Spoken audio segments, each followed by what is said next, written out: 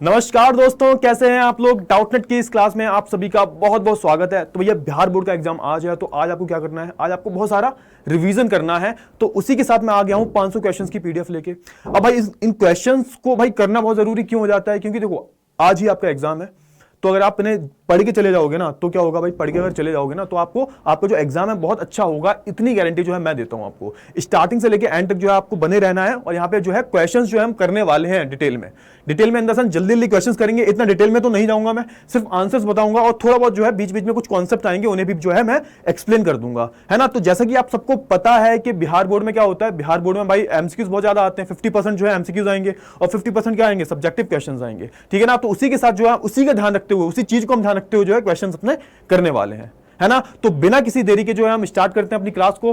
तो पहला क्वेश्चन जो है आपकी स्क्रीन पर ये रहा, उत्पत्ति के आधार पर जो है संसाधनों के प्रकार क्या है। उत्पत्ति के आधार पर तो यहां पे ऑप्शन नंबर ए है जैव, दूसरा है अजैव संसाधन, तीसरा है ए और बी दोनों, या फिर चौथा है उपरोक्त में से कोई नहीं। तो आपको पता होना चाहिए कि उत्पत्ति के आधार पर दो तरह के होते हैं, जैव और अजैव। तो यानी कि ऑप्शन नंबर जो कौन सा, ऑप्शन नंबर जो सी होगा ये बिल्कुल सही हो जाएगा, ए और बी दोनों, है ना। जिनमें जान होती है, जिनमें जान नहीं होती है, ठीक है। चलिए इसी के साथ दूसरे प्रश्न पे चलते हैं। समाप्यता के आधार पर जो है संसाधन के प्रकार क्या होते हैं। तो नवीकरणीय, अनवीकरणीय, ऑप्शन नंबर सी ए और बी दोनों, या फिर ऑप्शन नंबर डी उपरोक्त में से कोई नहीं। तो आपको पता होना चाहिए समाप्यता के आधार पर जो है दो तरह के होते हैं, नवीकरणीय और अनवीकरणीय, है ना। जो खत्म हो सकते हैं, जो कभी खत्म नहीं होंगे। तो ऑप्शन नंबर जो सी होगा ये सही आंसर हो जाएगा, है ना। चलिए तो इसी के साथ जो है तीसरे प्रश्न पर चलते हैं। स्वामित्व के आधार पर जो है कितने तरह के होते हैं। तो स्वामित्व के आधार पर यानी कि जो चीजें होती है, स्वामित्व मतलब स्वयं का।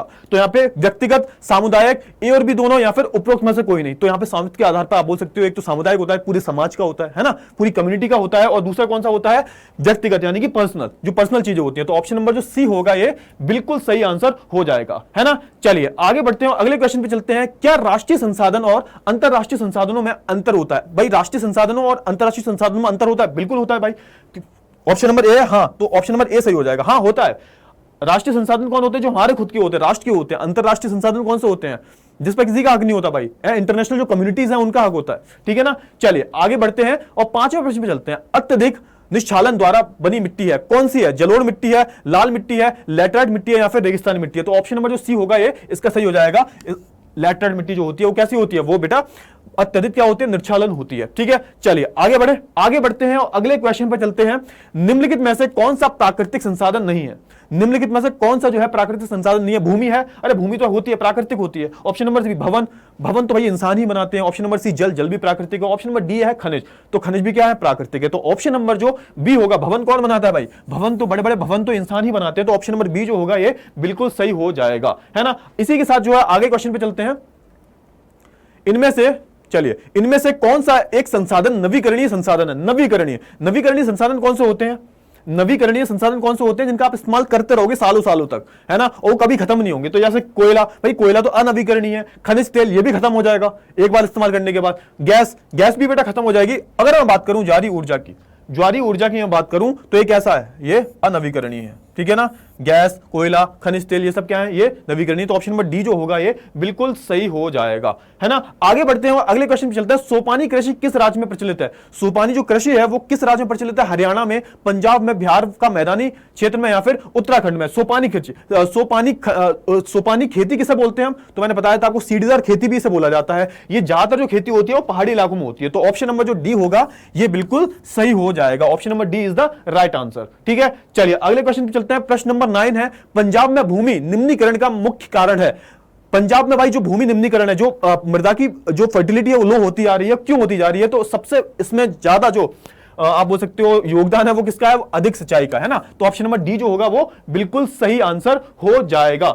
अगले क्वेश्चन पे चलते हैं। प्रश्न नंबर 10 पे, सौर ऊर्जा निम्नलिखित में से कौन सा संसाधन है। सौर ऊर्जा जो हमें सूरज से मिलती है। तो यहां पे मानवकृत है, पुनः पूर्ति योग्य है, या फिर अजय, या फिर अचक्रीय। तो बेटा यहां पे ऑप्शन नंबर जो बी होगा, पुनः पूर्ति योग्य। भाई इसकी अब जो पूर्ति जो है आप करते रहोगे भाई, सूरज कभी कहीं जा थोड़ी ना रहा है, सूरज तो हमेशा रोशनी देता रहेगा। तो ऑप्शन नंबर बी जो होगा ये बिल्कुल सही आंसर हो जाएगा, है ना। 11वां पढ़ते हैं। इटली तथा जर्मनी वर्तमान में किस महादेश के अंतर्गत है। इटली और जर्मनी की बात हो रही है, तो आपको पता होनी चाहिए इटली और जर्मनी जो है बेटा कहां पर आते हैं। तो ये यूरोप नाम का जो महाद्वीप है यहां पे आते हैं, है ना, यूरोप नाम का। हम किस में आते हैं, तो हम एशिया में आते हैं। अगले क्वेश्चन में चलते हैं। 12वां प्रश्न है, फ्रांस में किस शासन वंश की पुनः स्थापना की गई थी वेना कांग्रेस के द्वारा? भाई 1815 में वेना कांग्रेस आती है और यहां पे क्या होता है, जो पुराना बुर्बो राजवंश होता है इसकी स्थापना फिर से की जाती है। तो ऑप्शन नंबर सी जो होगा ये बिल्कुल सही आंसर हो जाएगा, है ना। इसी के साथ जो है अगले प्रश्न पर चलते हैं। मजीनी का संबंध किस संगठन से था? जो गुसिपी मजीनी थे ये कौन थे भाई? बहुत बड़े क्या थे? राजनेता थे, आप बोल सकते हो राष्ट्रवादी थे, और इन्होंने बहुत सारे जो है आप बोल सकते हो सीक्रेट सोसाइटीज भी बनाई थी। तो यहां पे ऑप्शन नंबर जो बी होगा, इनका संबंध बेटा किससे था? कार्बोनारी से। कार्बोनारी भी एक संगठन था, उसके जो है ये मेंबर रहे थे। तो option number B is the right answer, है ना। अगले क्वेश्चन पे चलें, अगले क्वेश्चन पे चलते हैं और यहां पे 14वें पे चलते हैं। इटली एवं जर्मनी के एकीकरण के विरुद्ध निम्न में से कौन सा था? इटली एवं जर्मनी के एकीकरण के विरुद्ध निम्न में से कौन सा था? तो इंग्लैंड था, रूस था, प्रूशिया था या फिर ऑस्ट्रेलिया था? तो यहां पे ऑप्शन नंबर डी जो होगा ये सही आंसर हो जाएगा, ऑस्ट्रिया था, ठीक है ना। जो जर्मनी का निम्नीकरण था इसके विरुद्ध में कौन था? तो ऑस्ट्रिया था। इतनी बात आपको समझ में आई? चलिए, आई होप आपको जो चीजें हैं वो बहुत अच्छे से क्लियर हो रही होंगी। आगे बढ़ते हैं और अगले क्वेश्चन चलते हैं। काउंट काबूर को विक्टर इमैनुअल ने किस पद पर नियुक्त किया था? तो भाई प्रधानमंत्री, फ्रांस में राजदूत, सेनापति या फिर गृह मंत्री? तो आपको पता होना चाहिए इन्होंने काउंट काबूर को जो है प्रधानमंत्री, ऑप्शन नंबर जो ए होगा ये सही हो जाएगा, प्रधानमंत्री के पद पर नियुक्त किया था। और ये विक्टर इमैनुअल कहां के थे? तो सिडिया पुडमोंट जो है राज्य था, उसके राजा थे। ये कहां पे था? तो ये इटली में था, और इनका जो है इटली के एकीकरण में बहुत बड़ा योगदान रहा था, ये भी पता होना चाहिए। 16वां प्रश्न चलते हैं। गैरीबाल्डी पेशे से क्या था? गैरीबाल्डी जो था वो पेशे से क्या था? सिपाही था, किसान था, जमींदार था या फिर नाविक था? तो ऑप्शन नंबर डी हो जाएगा सही, नाविक था, ठीक है। चलिए आगे बढ़ते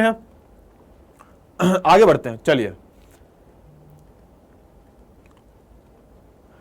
जर्मन राइन राज का निर्माण किसने किया? जर्मन राइन जो राज था इसका निर्माण किसने किया था? लुई 18वां ने, नेपोलियन बोनापार्ट ने, नेपोलियन द्वितीय ने, बिस्मार्क ने? तो ऑप्शन नंबर जो बी होगा ये सही हो जाएगा, नेपोलियन बोनापार्ट ने किया था, ठीक है। ऑप्शन नंबर बी जो है बिल्कुल सही हो जाएगा। आगे बढ़ते हैं और 18वें प्रश्न पे चल देते हैं, 18वें प्रश्न पे चलते हैं। चलिए,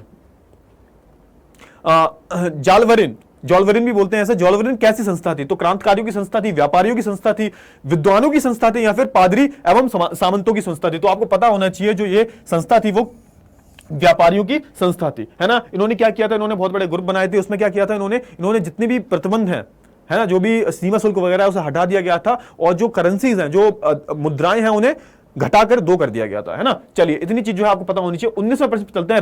रक्त एवं लोह की नीति का अवलंबन किसने किया था? तो आपको पता होना चाहिए ये किया था बिस्मार्क जी ने। इन्होंने बोला था भाई खून खराबा करना पड़ेगा एकीकरण के लिए। चलिए 20 में चलते हैं। फ्रैंकफर्ट की संधि कब हुई थी? तो फ्रैंकफर्ट भाई यहाँ पे संधि, ये फ्रैंकफर्ट कहां पे है? तो जर्मनी में। तो कब हुई थी इसकी संधि? तो भाई 1871 में हुई थी। इसके तहत जो है फ्रैंकफर्ट, जो जर्मनी जो है एक गणतंत्र बन गया था, ठीक है ना। एक गणतंत्र की स्थापना हुई थी जर्मनी में। चलिए आगे बढ़ते हैं। चंदन के वन कहां पाए जाते हैं? तो आपको पता होना चाहिए चंदन के वन जो है भाई कहां पाए जाते हैं? कर्नाटक में। आपने मूवी देखी होगी पुष्पा, तो भाई पुष्पा उधर साउथ की मूवी है ये, तो साउथ कहां है? कर्नाटक है ना, कर्नाटक साउथ में ही तो है। चलिए आगे बढ़ते हैं। इनमें से कौन मांसाहारी जीव नहीं है? सींग, भेड़िया, भालू, जंगली बकरा? भाई बकरा कहां मांस खाता है? चाहे वो जंगली हो चाहे वो देसी हो, ठीक है, कैसा भी हो। चलिए 23 में चलते हैं। इनमें से कौन उभयचर जीव, मतलब उभयचर मतलब इस वर्ग के कुछ जंतु जो है सदा जल में तथा कुछ जल और थल दोनों पर रहते हैं? नहीं है। कौन सा उभयचर जीव नहीं है? नहीं पे ध्यान देना, नहीं पे फोकस करना। तो नहीं कौन सा है भाई? यहां पे बात कर लेते, घड़ियाल, कछुआ, मेंढक, चूहा। अरे चूहा कहां? पानी में रहता है। ऑप्शन नंबर डी बिल्कुल सही आंसर है। चलिए, भारत का राष्ट्रीय पशु कौन है? भारत का जो राष्ट्रीय पशु कौन है? तो आपको पता होना चाहिए बाघ है हमारा राष्ट्रीय पशु, ठीक है। चलिए, गजराज किसे कहा जाता है? तो आपको पता होना चाहिए गजराज तो हाथी को बोला जाता है। हाथी हाथी हाथी हाथी मेरा साथी, चलो, है ना। ऑप्शन नंबर सी जो होगा ये बिल्कुल सही आंसर हो जाएगा। 26वें प्रश्न में चलते हैं। गुजरात के गिर वन में कौन सा जानवर मिलता है? गुजरात के जो गिर वन है इसमें कौन सा जानवर पाया जाता है? सींग, तेंदुआ, हाथी या घोड़ा? तो यहां पे कौन सा पाया जाता है जानवर? तो आपको पता होना चाहिए यहां पे सी पाया जाता है, शेर पाए जाते हैं यहाँ पे, ठीक है। तेंदुआ, हाथी, घोड़ा, तो यहाँ पे सिंह सबसे ज्यादा जो है पाए जाते हैं, ठीक है। चलिए आगे बढ़ते हैं। वन किस प्रकार की संपत्ति है? नवीकरणीय, राष्ट्रीय संपत्ति, ए एवं बी दोनों? तो यहाँ पे भाई यहाँ पे ऑप्शन नंबर सी हो जाएगा। एक तो कैसे है? एक तो नवीकरणीय है ना। वन तो भैया कभी खत्म नहीं हो सकते ना, वन अब जब पेड़ लगाओगे आ जाएंगे, तो नवीकरणीय है ना। और राष्ट्रीय भी है भाई, राष्ट्रीय होते हैं, ठीक है। चलिए, सदाबहार वन भारत के किस क्षेत्र में पाए जाते हैं? तो आपको पता होना चाहिए सदाबहार जो वन है वो भारत के उत्तरी पूर्व ऑप्शन नंबर जो सी होगा ये सही हो जाएगा, उत्तरी पूर्व इलाके में जो है पाए जाते हैं, ठीक है। चलिए आगे बढ़ते हैं। इनमें कौन वन और वन्य प्राणियों के विनाश का कारण नहीं बनता है? ऑप्शन नंबर 1 कृषि क्षेत्र में अत्यधिक वृद्धि, ऑप्शन नंबर बी बड़े पैमाने पर विकास कार्य होना, ऑप्शन नंबर सी विकास की वृद्धि, या फिर ऑप्शन व्यापार की वृद्धि, ऑप्शन नंबर डी पशुचालन एवं बकरी गढ़ाई। तो बेटा ऑप्शन नंबर सी व्यापार की जब वृद्धि होगी तो भाई पेड़, तो यहां पे आप बोल सकते हो वन और वन प्राणियों का विनाश कैसे हो सकता है? तो ऑप्शन नंबर जो सी होगा ये बिल्कुल सही हो जाएगा। अगले क्वेश्चन पे चले, तीसरे पे चलते हैं बिना किसी देरी के।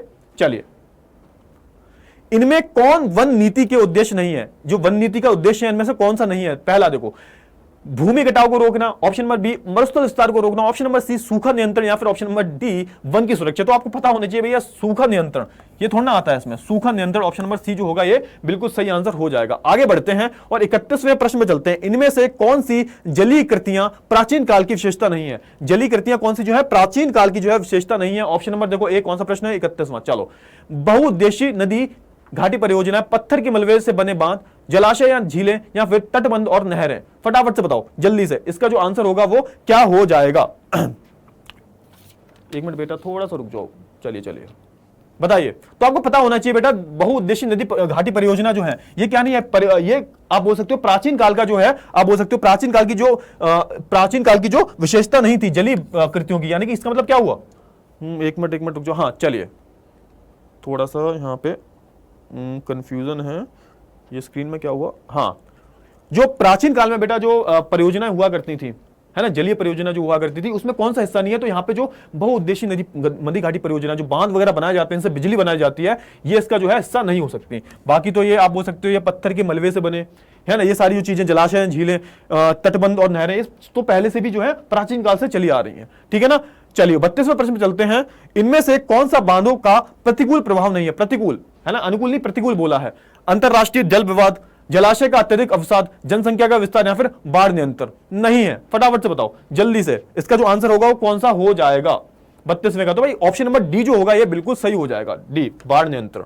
ठीक है, बाढ़ नियंत्रण जो है ऑप्शन नंबर डी जो है बिल्कुल ठीक हो जाएगा। आगे बढ़े, निम्नलिखित में से जल प्रदूषित होने का सही कारण क्या है? जल प्रदूषित होने का जो सही कारण है वो क्या है? घरेलू औद्योगिक अपशिष्ट, रसायनों का प्रयोग, कीटनाशकों का, या फिर उपरोक्त सभी। जल्दी से बताइए, यहां पे क्या दे रखा है? निम्नलिखित में से जल प्रदूषित होने का सही कारण क्या है? तो यहां पे सारी सही कारण है, सारी जो है बेटा सही कारण है ना। घरेलू औद्योगिक अपशिष्ट होती है, रसायनों का प्रयोग किया जाता है, कीटनाशकों का, तो यहां से क्या होता है? यहां पे जल जो है प्रदूषित होता है। तो ऑप्शन नंबर डी जो होगा ये बिल्कुल सही आंसर हो जाएगा। आगे बढ़ते हैं और 34वें प्रश्न पे चलते हैं। पृथ्वी का संपूर्ण जलीय भाग इनमें से क्या कहलाता है? जो जलीय भाग है, जहां पर जल है, तो क्या कहलाता है? तो बेटा वो जलमंडल कहलाता है। ऑप्शन नंबर बी जो होगा ये सही आंसर हो जाएगा। चलिए, भौम जल यानी कि भूमि के अंदर जो जल है, स्तर के गिरने के इनमें से कारण क्या है? सिंचाई के साधनों का विकास, वर्षा की कमी, घरेलू उपभोग में जल की बढ़ती मांग, या फिर उपरोक्त सभी। तो ऑप्शन नंबर डी जो होगा ये बिल्कुल सही हो जाएगा। चलिए 36वें प्रश्न चलते हैं। निम्नलिखित में से कौन सी आपदा बहुउद्देशीय नदी घाटी परियोजनाओं के कारण आ सकती है? सूखा, भूकंप, चक्रवात, या फिर उपरोक्त सभी। देखो सूखा तो नहीं पड़ सकता भाई, बहुउद्देशीय घाटी, तो यहाँ पे क्या है? भूकंप, चक्रवात, तो यहाँ पे भूकंप आ सकता है। ऑप्शन नंबर बी जो होगा ये सही आंसर हो सकता है, भूकंप वगैरह आने के चांसेस हो जाते हैं। ठीक है, चलिए आगे बढ़ते हैं और 37वें प्रश्न पे चलते हैं। राजस्थान के बीकानेर, फलौदी और बाड़मेर में पीने का पानी संग्रहित करने के लिए लोगों ने किस तरीकों को अपनाया है? तो भाई टंका, कुल, जौहर, या फिर आप बोल सकते हो खादीन। तो ऑप्शन नंबर ए जो होगा ये सही हो जाएगा, टंका का इस्तेमाल होता है उस एरिया में। ठीक है, चलिए आगे बढ़ते हैं और अगले क्वेश्चन में चलते हैं। सरदार सरोवर बांध इनमें से कौन सी नदी पर बना है? सरदार सरोवर जो बांध है इनमें से कौन सी नदी पर बना है? तो आपको ये बहुत ही सिंपल सा क्वेश्चन है, पता होना चाहिए। ऑप्शन नंबर ए नर्मदा नदी पर बना है ना, नर्मदा नदी पर जो है ये बांध बना है। तो यहाँ पे नर्मदा बचाओ आंदोलन नहीं चला था गुजरात में। ठीक है ना। चलिए 39वें प्रश्न में चलते हैं। महानदी पर स्थित बहुउद्देशीय परियोजना क्या है? यानी कि महानदी पर जो बांध बना है तो ये किस पे बना भाई? किसका नाम क्या है? तो दामोदर घाटी परियोजना, हीराकुंड परियोजना, सलाल परियोजना, या फिर भाखड़ा नागल दाम। तो यहाँ पे ऑप्शन नंबर बी जो होगा हीराकुंड परियोजना, ये भारत का सबसे बड़ा बांध भी है। ठीक है, ये भी याद रखना है। ठीक है, चलिए जल प्रदूषण के कारण निम्न में से कौन सी समस्या उत्पन्न हुई? जल प्रदूषण के कारण बताइए जल्दी से। जलाशय, पहला ऑप्शन है जलाशय में तटजल का जमाना, जल जनित बीमारियां, औद्योगिक कचरे का निर्माण, ऑप्शन नंबर डी जलीय जीवन के बढ़ने में। तो यहां पे ऑप्शन नंबर बी जो है ये सही हो जाएगा, जल जनित बीमारियां, है ना, ये सही हो जाएगा। चलिए आगे बढ़ते हैं, 41वें प्रश्न में चलते हैं। कांटों व जलाओ और झाड़ झंझार परत वाली खेती के रूप में निम्नलिखित में से किसे जाना जाता है? आपने देखा होगा लोग जो होते हैं ना एक जगह नहीं टिकते,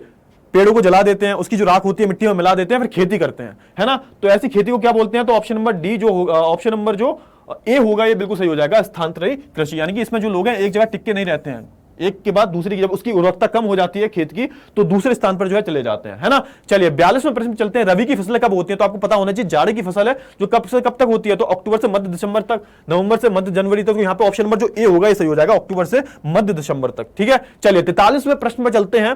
भारत के किस राज्य में सबसे अधिक गेहूं पैदावार किया जाता है? तो पहले नंबर पर हमेशा याद रखना, पहले नंबर पर यूपी है बेटा, यूपी है ना, फिर महाराष्ट्र आ जाता है, फिर फिर आप बोल सकते हो पंजाब, है ना, तो यहां पे यूपी ऑप्शन दे नहीं रखा, तो पंजाब जो है सही आंसर हो जाएगा, है ना। चलिए आगे बढ़ते हैं और अगले प्रश्न पे चलते हैं। भारत की कितनी जनसंख्या कृषि कार्य में लगी हुई है? कितनी? तो आपको पता होना चाहिए 2/3 जो पॉपुलेशन है वो अभी भी किसमें है?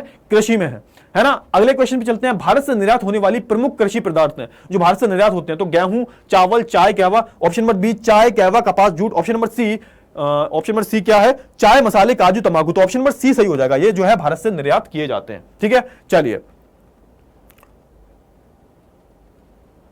अब 46वां प्रश्न में चलते हैं। निम्नलिखित में से कौन सी फसल तिलहन है? तिली वाली, है ना। तिलहन, देखो सरसों भी तिली होती है, सूरजमुखी की भी तिल होती है, तिल जो होता है वो तिलहन होता है। तो ऑप्शन नंबर डी जो होगा सही हो जाएगा उपरोक्त सभी। आगे बढ़ते हैं। कौन कृषि आगत नहीं है? बीज, सिंचाई, उद्योग या उर्वरक। ऑप्शन नंबर सी जो होगा बिल्कुल सही हो जाएगा। चलिए 48वें प्रश्न पे चलते हैं। कौन सी भारत की महत्वपूर्ण रोपण फसल नहीं है? रोपण फसल, है ना, रोपण फसल भाई, जिससे जो है आप एकदम प्रोड्यूस करते हो और भारी मात्रा में बेचते हो एकदम, है ना। तो अंगूर, रबड़, चाय या फिर कॉफी। तो ऑप्शन नंबर ए जो है सही हो जाएगा। अंगूर जो है वो रोपण कृषि नहीं है, ठीक है ना, बाकी सारे है। 49वें प्रश्न में चलते हैं। ग्रामीण क्षेत्रों में आजीविका का मुख्य स्रोत क्या है? तो आपको पता होना चाहिए ग्रामीण क्षेत्र में जो है आजीविका का जो मेन स्रोत होता है वो कृषि होता है। कृषि पे जो लोग हैं वो निर्भर रहते हैं। आगे बढ़ते हैं। भारत में भूमि सुधार के अंतर्गत सर्वाधिक महत्वपूर्ण कार्यक्रम है किसके अंतर्गत? भारत में भूमि सुधार का बात हो रही है यहाँ पे। किसकी बात हो रही है यहाँ पे? भूमि सुधार की बात हो रही है। तो यहाँ पे सबसे अच्छी चकबंदी, मेड़बंदी, वृक्षारोपण या फिर ऑप्शन नंबर डी यंत्रीकरण। तो ऑप्शन नंबर डी जो होगा ये बिल्कुल सही हो जाएगा, यंत्रीकरण। ठीक है, चलिए आगे प्रश्न में बढ़ते हैं। निम्नलिखित में से कौन अधात्विक खनिज के प्रकार है? सोना, अभ्रक, तांबा, चांदी। तो पता होना चाहिए अभ्रक जो है वो कैसा होता है? अधात्विक होता है, इसमें धातु नहीं होती है। ठीक है, चलिए 92 पे चलते हैं। निम्नलिखित में से लोहा एस की सर्वोत्तम किस्म कौन सी है? लोहा एस की सबसे अच्छी क्वालिटी का जो लोहा होता है वो कौन सा होता है? तो आपको पता होना चाहिए वो मैग्नेटाइट होता है ना। इसमें 70% के करीब जो होता है, 70% के करीब जो है इसमें लोहा पाया जाता है, तो ये पता होना चाहिए आपको। आगे बढ़ते हैं और अगले क्वेश्चन पे चलते हैं। निम्नलिखित में से कौन सा उद्योगों के स्थानों को प्रभावित नहीं करता है? कौन सा? कच्चे माल और बिजली की उपलब्धता, बाजारों और पूंजी की उपलब्धता, है ना, कच्चे माल और श्रम की उपलब्धता, शैक्षिक और चिकित्सा सेवाओं की उपलब्धता। तो ऑप्शन नंबर डी जो होगा बिल्कुल जो अलग ऑप्शन दिखा करे उस पर ही टिक कर दिया करो, है ना। चलिए भारत में सबसे अधिक तांबा कहां पाया जाता है? तो भारत में जो सबसे अधिक तांबा है बेटा वो मध्य प्रदेश में पाया जाता है, याद रखना। चलिए अब यह भी याद रखो। निम्नलिखित में से कौन सा खनिज जो है ब्लीचिंग पाउडर, पेंट और कीटनाशक बनाने के उपयोग आता है? तो आपको पता होना चाहिए जो भाई आप बोल सकते हो जो मैगजीन होता है ना, ये भैया स्टील को बनाने के अलावा भी इन चीजों में काम आता है। पैंट वगैरह, ये सारी पेंट वगैरह जो होता है ना, इन सबको बनाने में जो है काम आता है। चलिए उड़ीसा निम्नलिखित खनिजों में से किसका अग्रणी उत्पादक है? उड़ीसा की बात हो रही है। तांबा, लोहा अयस्क, मैग्नीज अयस्क या फिर अभ्रक। तो आपको पता होना चाहिए उड़ीसा जो है मैग्नीज का जो है सबसे अग्रणी उत्पादक माना जाता है। चूना पत्थर का उपयोग मुख्य रूप से किस उपयोग में होता है? तो भाई देखो यहाँ पे जो सीमेंट उद्योग होते हैं उनमें जो है इसका उपयोग किया जाता है। ये मैंने 1000 बार बता रखा है आपको, ठीक है ना। चलिए आई होप आपको इतना समझ में जो आ रहा होगा सब कुछ। 58वें प्रश्न पे चलते हैं बेटा। किस खनिज को उद्योग की जननी माना जाता है? तो लोहा जो होता है बेटा, लोहा जो होता है इसे उद्योग की जो है जननी माना जाता है ना। कोयला किस प्रकार का संसाधन है? अनवीकरणीय, नवीकरणीय, जैव और अजैव। तो बेटा आपको पता होना चाहिए जो कोयला है वो अनवीकरणीय है, ठीक है ना। चलिए 60वें प्रश्न में चलते हैं। निम्नलिखित में से कौन सा खनिज अप्रत्यक्ष भार को जो है त्यागता हुआ चट्टानों के अपघटन से बनता है? तो यह पता होना चाहिए आपको कोयला, ठीक है। कोयला जो है बिल्कुल सही आंसर हो जाएगा, ठीक है। ऑयल इंडिया लिमिटेड OIL निम्नलिखित में से किस प्रकार के उद्योगों से संबंधित? सार्वजनिक क्षेत्र, निजी क्षेत्र, सहकारी क्षेत्र, संयुक्त क्षेत्र। तो आपको पता होना चाहिए सार्वजनिक क्षेत्र से रिलेटेड है। सार्वजनिक क्षेत्र, यहां पे सरकार का रोल होता है, सरकारी है ये, ठीक है। चलिए आगे बढ़े। 62वें प्रश्न चलते हैं। निम्नलिखित राज्य समूहों में से किस राज्य समूहों में सबसे अधिक चीनी मिले? सबसे अधिक चीनी मिले किस राज्य समूह में? तमिलनाडु व आंध्र प्रदेश में, है ना, महाराष्ट्र व कर्नाटक में, उत्तर प्रदेश व बिहार में, या फिर option number C D Gujarat और पंजाब में। तो वैसे बेटा देखो महाराष्ट्र में भी बहुत सारी मिले हैं, यूपी में भी बहुत सारी मिले हैं, है ना। तो अगर मैं बात करूं तो उसका सही उत्तर वैसे इसमें से जो कोई ऑप्शन दे नहीं रखा, महाराष्ट्र और उत्तर प्रदेश आप लिख सकते हो। वैसे ये ऑप्शन जो होगा सही होगा, है ना। वैसे ये ऑप्शन दे रखा हो ना महाराष्ट्र और उत्तर प्रदेश, तो इस पर टिक कर देना, ठीक है। चलिए 63वें प्रश्न में चलते हैं। भारत में पहली सफल कपड़ा मिल कब और कहां स्थापित हुई? तो पहली जो सफल कपड़ा मिल थी बेटा वो कहां पे हुई थी? तो यहां पे आपको पता होना चाहिए 1854 में मुंबई में, ठीक है। चलिए आगे बढ़ते हैं। इसमें से कौन सा उद्योग जो है रसायनों का सबसे कम उपभोग करता है? उर्वरक, कपड़ा, रसायन या फिर कागज? जल्दी से बताइए। तो इसका ऑप्शन नंबर जो डी होगा ये सही हो जाएगा, कागज, ठीक है ना। चलिए आगे बढ़ते हैं। निम्नलिखित में से किसे इसका एक मिनट, कागज नहीं होगा इसका, इसका ऑप्शन सी हो जाएगा बेटा, रसायन खुद ही रसायन है, तो ऑप्शन नंबर सी इसका सही हो जाएगा। चलो, निम्नलिखित में से किस उर्वरक उद्योग को सफल बनाया गया है? उदारीकरण और विदेशी क्या लिखा है क्वेश्चन में, निम्नलिखित में से किसे जो है किसने उर्वरक उद्योग को जो है सफल बनाया है? तो उदारीकरण और विदेशी प्रशिक्षण, बहुराष्ट्रीय कंपनियों ने, हरित क्रांति ने, उपयोग सभी। तो बेटा आपको पता होना चाहिए ऑप्शन नंबर सी जो है सही होगा, हरित क्रांति ने, है ना। हरित क्रांति की बारी जो है हमने HYV सीड्स जो है उर्वरक का जो है इस्तेमाल करना शुरू किया था। निम्न में से कौन सा उद्योग चूना पत्थर को कच्चे माल के रूप में जो है प्रयुक्त करता है? तो एल्यूमिनियम, सीमेंट, चीनी, पटसन। तो यहाँ पे ऑप्शन नंबर सी है। यहाँ पे जो आप बोल सकते हो जो चूना पत्थर होता है इसे कच्चे माल की तरह इस्तेमाल किया जाता है। चलिए, निम्नलिखित में से कौन सा नगर लोहा और इस्पात उद्योग के अतिरिक्त वाहन निर्माण उद्योग का केंद्र है? मुंबई, दिल्ली, बेंगलोर, जमशेदपुर। तो ऑप्शन नंबर डी भी सही होगा, डी जमशेदपुर। ठीक है। निम्नलिखित राज्यों में से किस राज्य में 2 सॉफ्टवेयर प्रौद्योगिकी हैं? तो गुजरात, केरल, महाराष्ट्र, उड़ीसा। तो ऑप्शन नंबर सी जो होगा ये सही हो जाएगा, महाराष्ट्र में। एक तो भाई मुंबई हो गया, पुणे हो गया, ये दोनों जगह जो है आप बोल सकते हो महाराष्ट्र में ही है। ठीक है। निम्नलिखित में से कौन सा उद्योग निजी क्षेत्र है? डाबर, भेल, सेल, एक मिनट क्या हुआ, चलिए, हाँ, तो डाबर, निम्नलिखित में से कौन सा जो उद्योग है निजी क्षेत्र में आता है? तो डाबर आता है, डाबर बिल्कुल ही निजी क्षेत्र में आता है। बाकी भेल, सेल और हिंडैनको जो है ये सारी कैसी सार्वजनिक कंपनियां हैं। ठीक है। चलिए, विदेशी मुद्रा लाने में औद्योगिकरण कैसे सहायक है?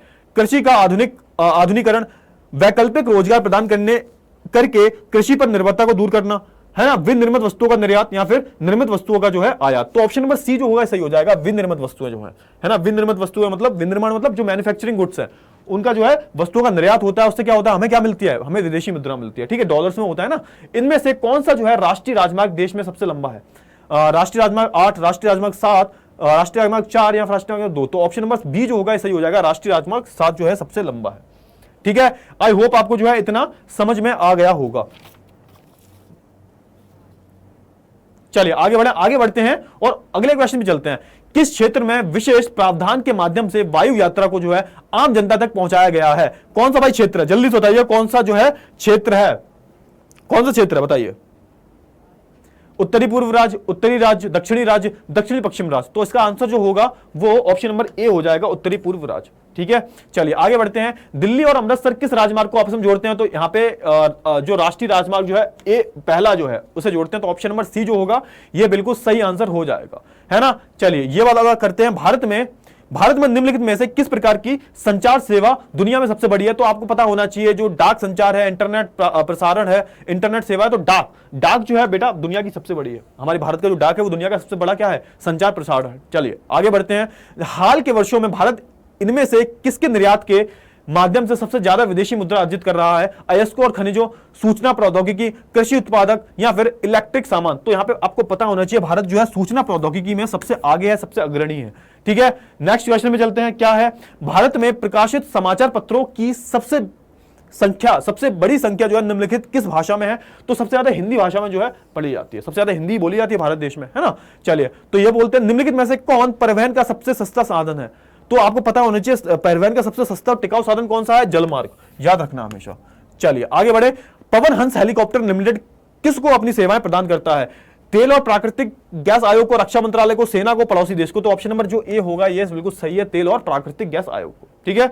आगे बढ़ते हैं। निम्नलिखित में से कौन सा समुद्री पतंग लौह अयस्क के निर्यात के संदर्भ में प्रमुख पतंग है? मैंगलोर, मार्मगांव, पारादीप या विशाखापट्टनम। तो ऑप्शन नंबर बी जो होगा ये सही हो जाएगा, मार्मगांव। ठीक है, ये सबसे मुख्य माना जाता है लौह अयस्क के निर्यात के लिए।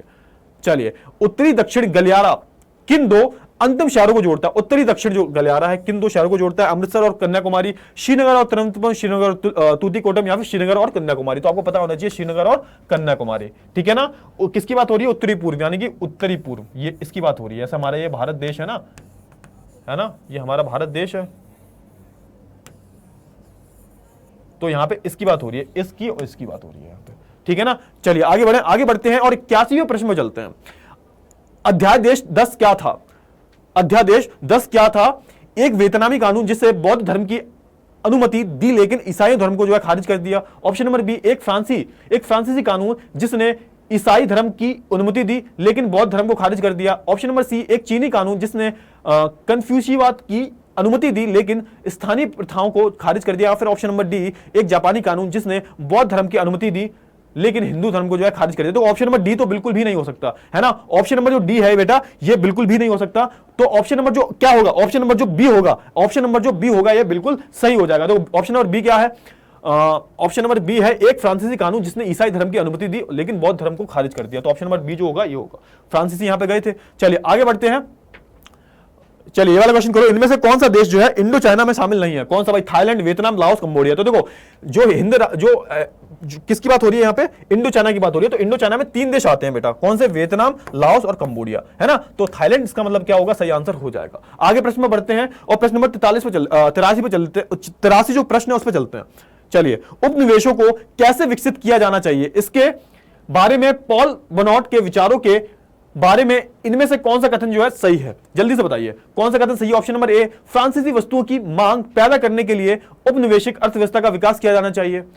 कृषि उत्पादन बढ़ाने के लिए जो है सुधार के लिए कृषि उत्पादन बढ़ाने के लिए सुधार किए जाने चाहिए। ग्रामीण क्षेत्रों में भूस्वामी प्रथा विस्तार, या फिर ऑप्शन नंबर डी, ग्रामीण तृणग्रस्तता और गरीबी को कम किया जाना चाहिए। तो अगला क्वेश्चन कौन सा? 84वां क्वेश्चन है। 43 में का जल्दी से फटाफट से आंसर आप पहले सोचा करो, आप जो है पहले सोचा करो, उसके बाद जो है आंसर बताया करो, फटाफट से जो है बताइए।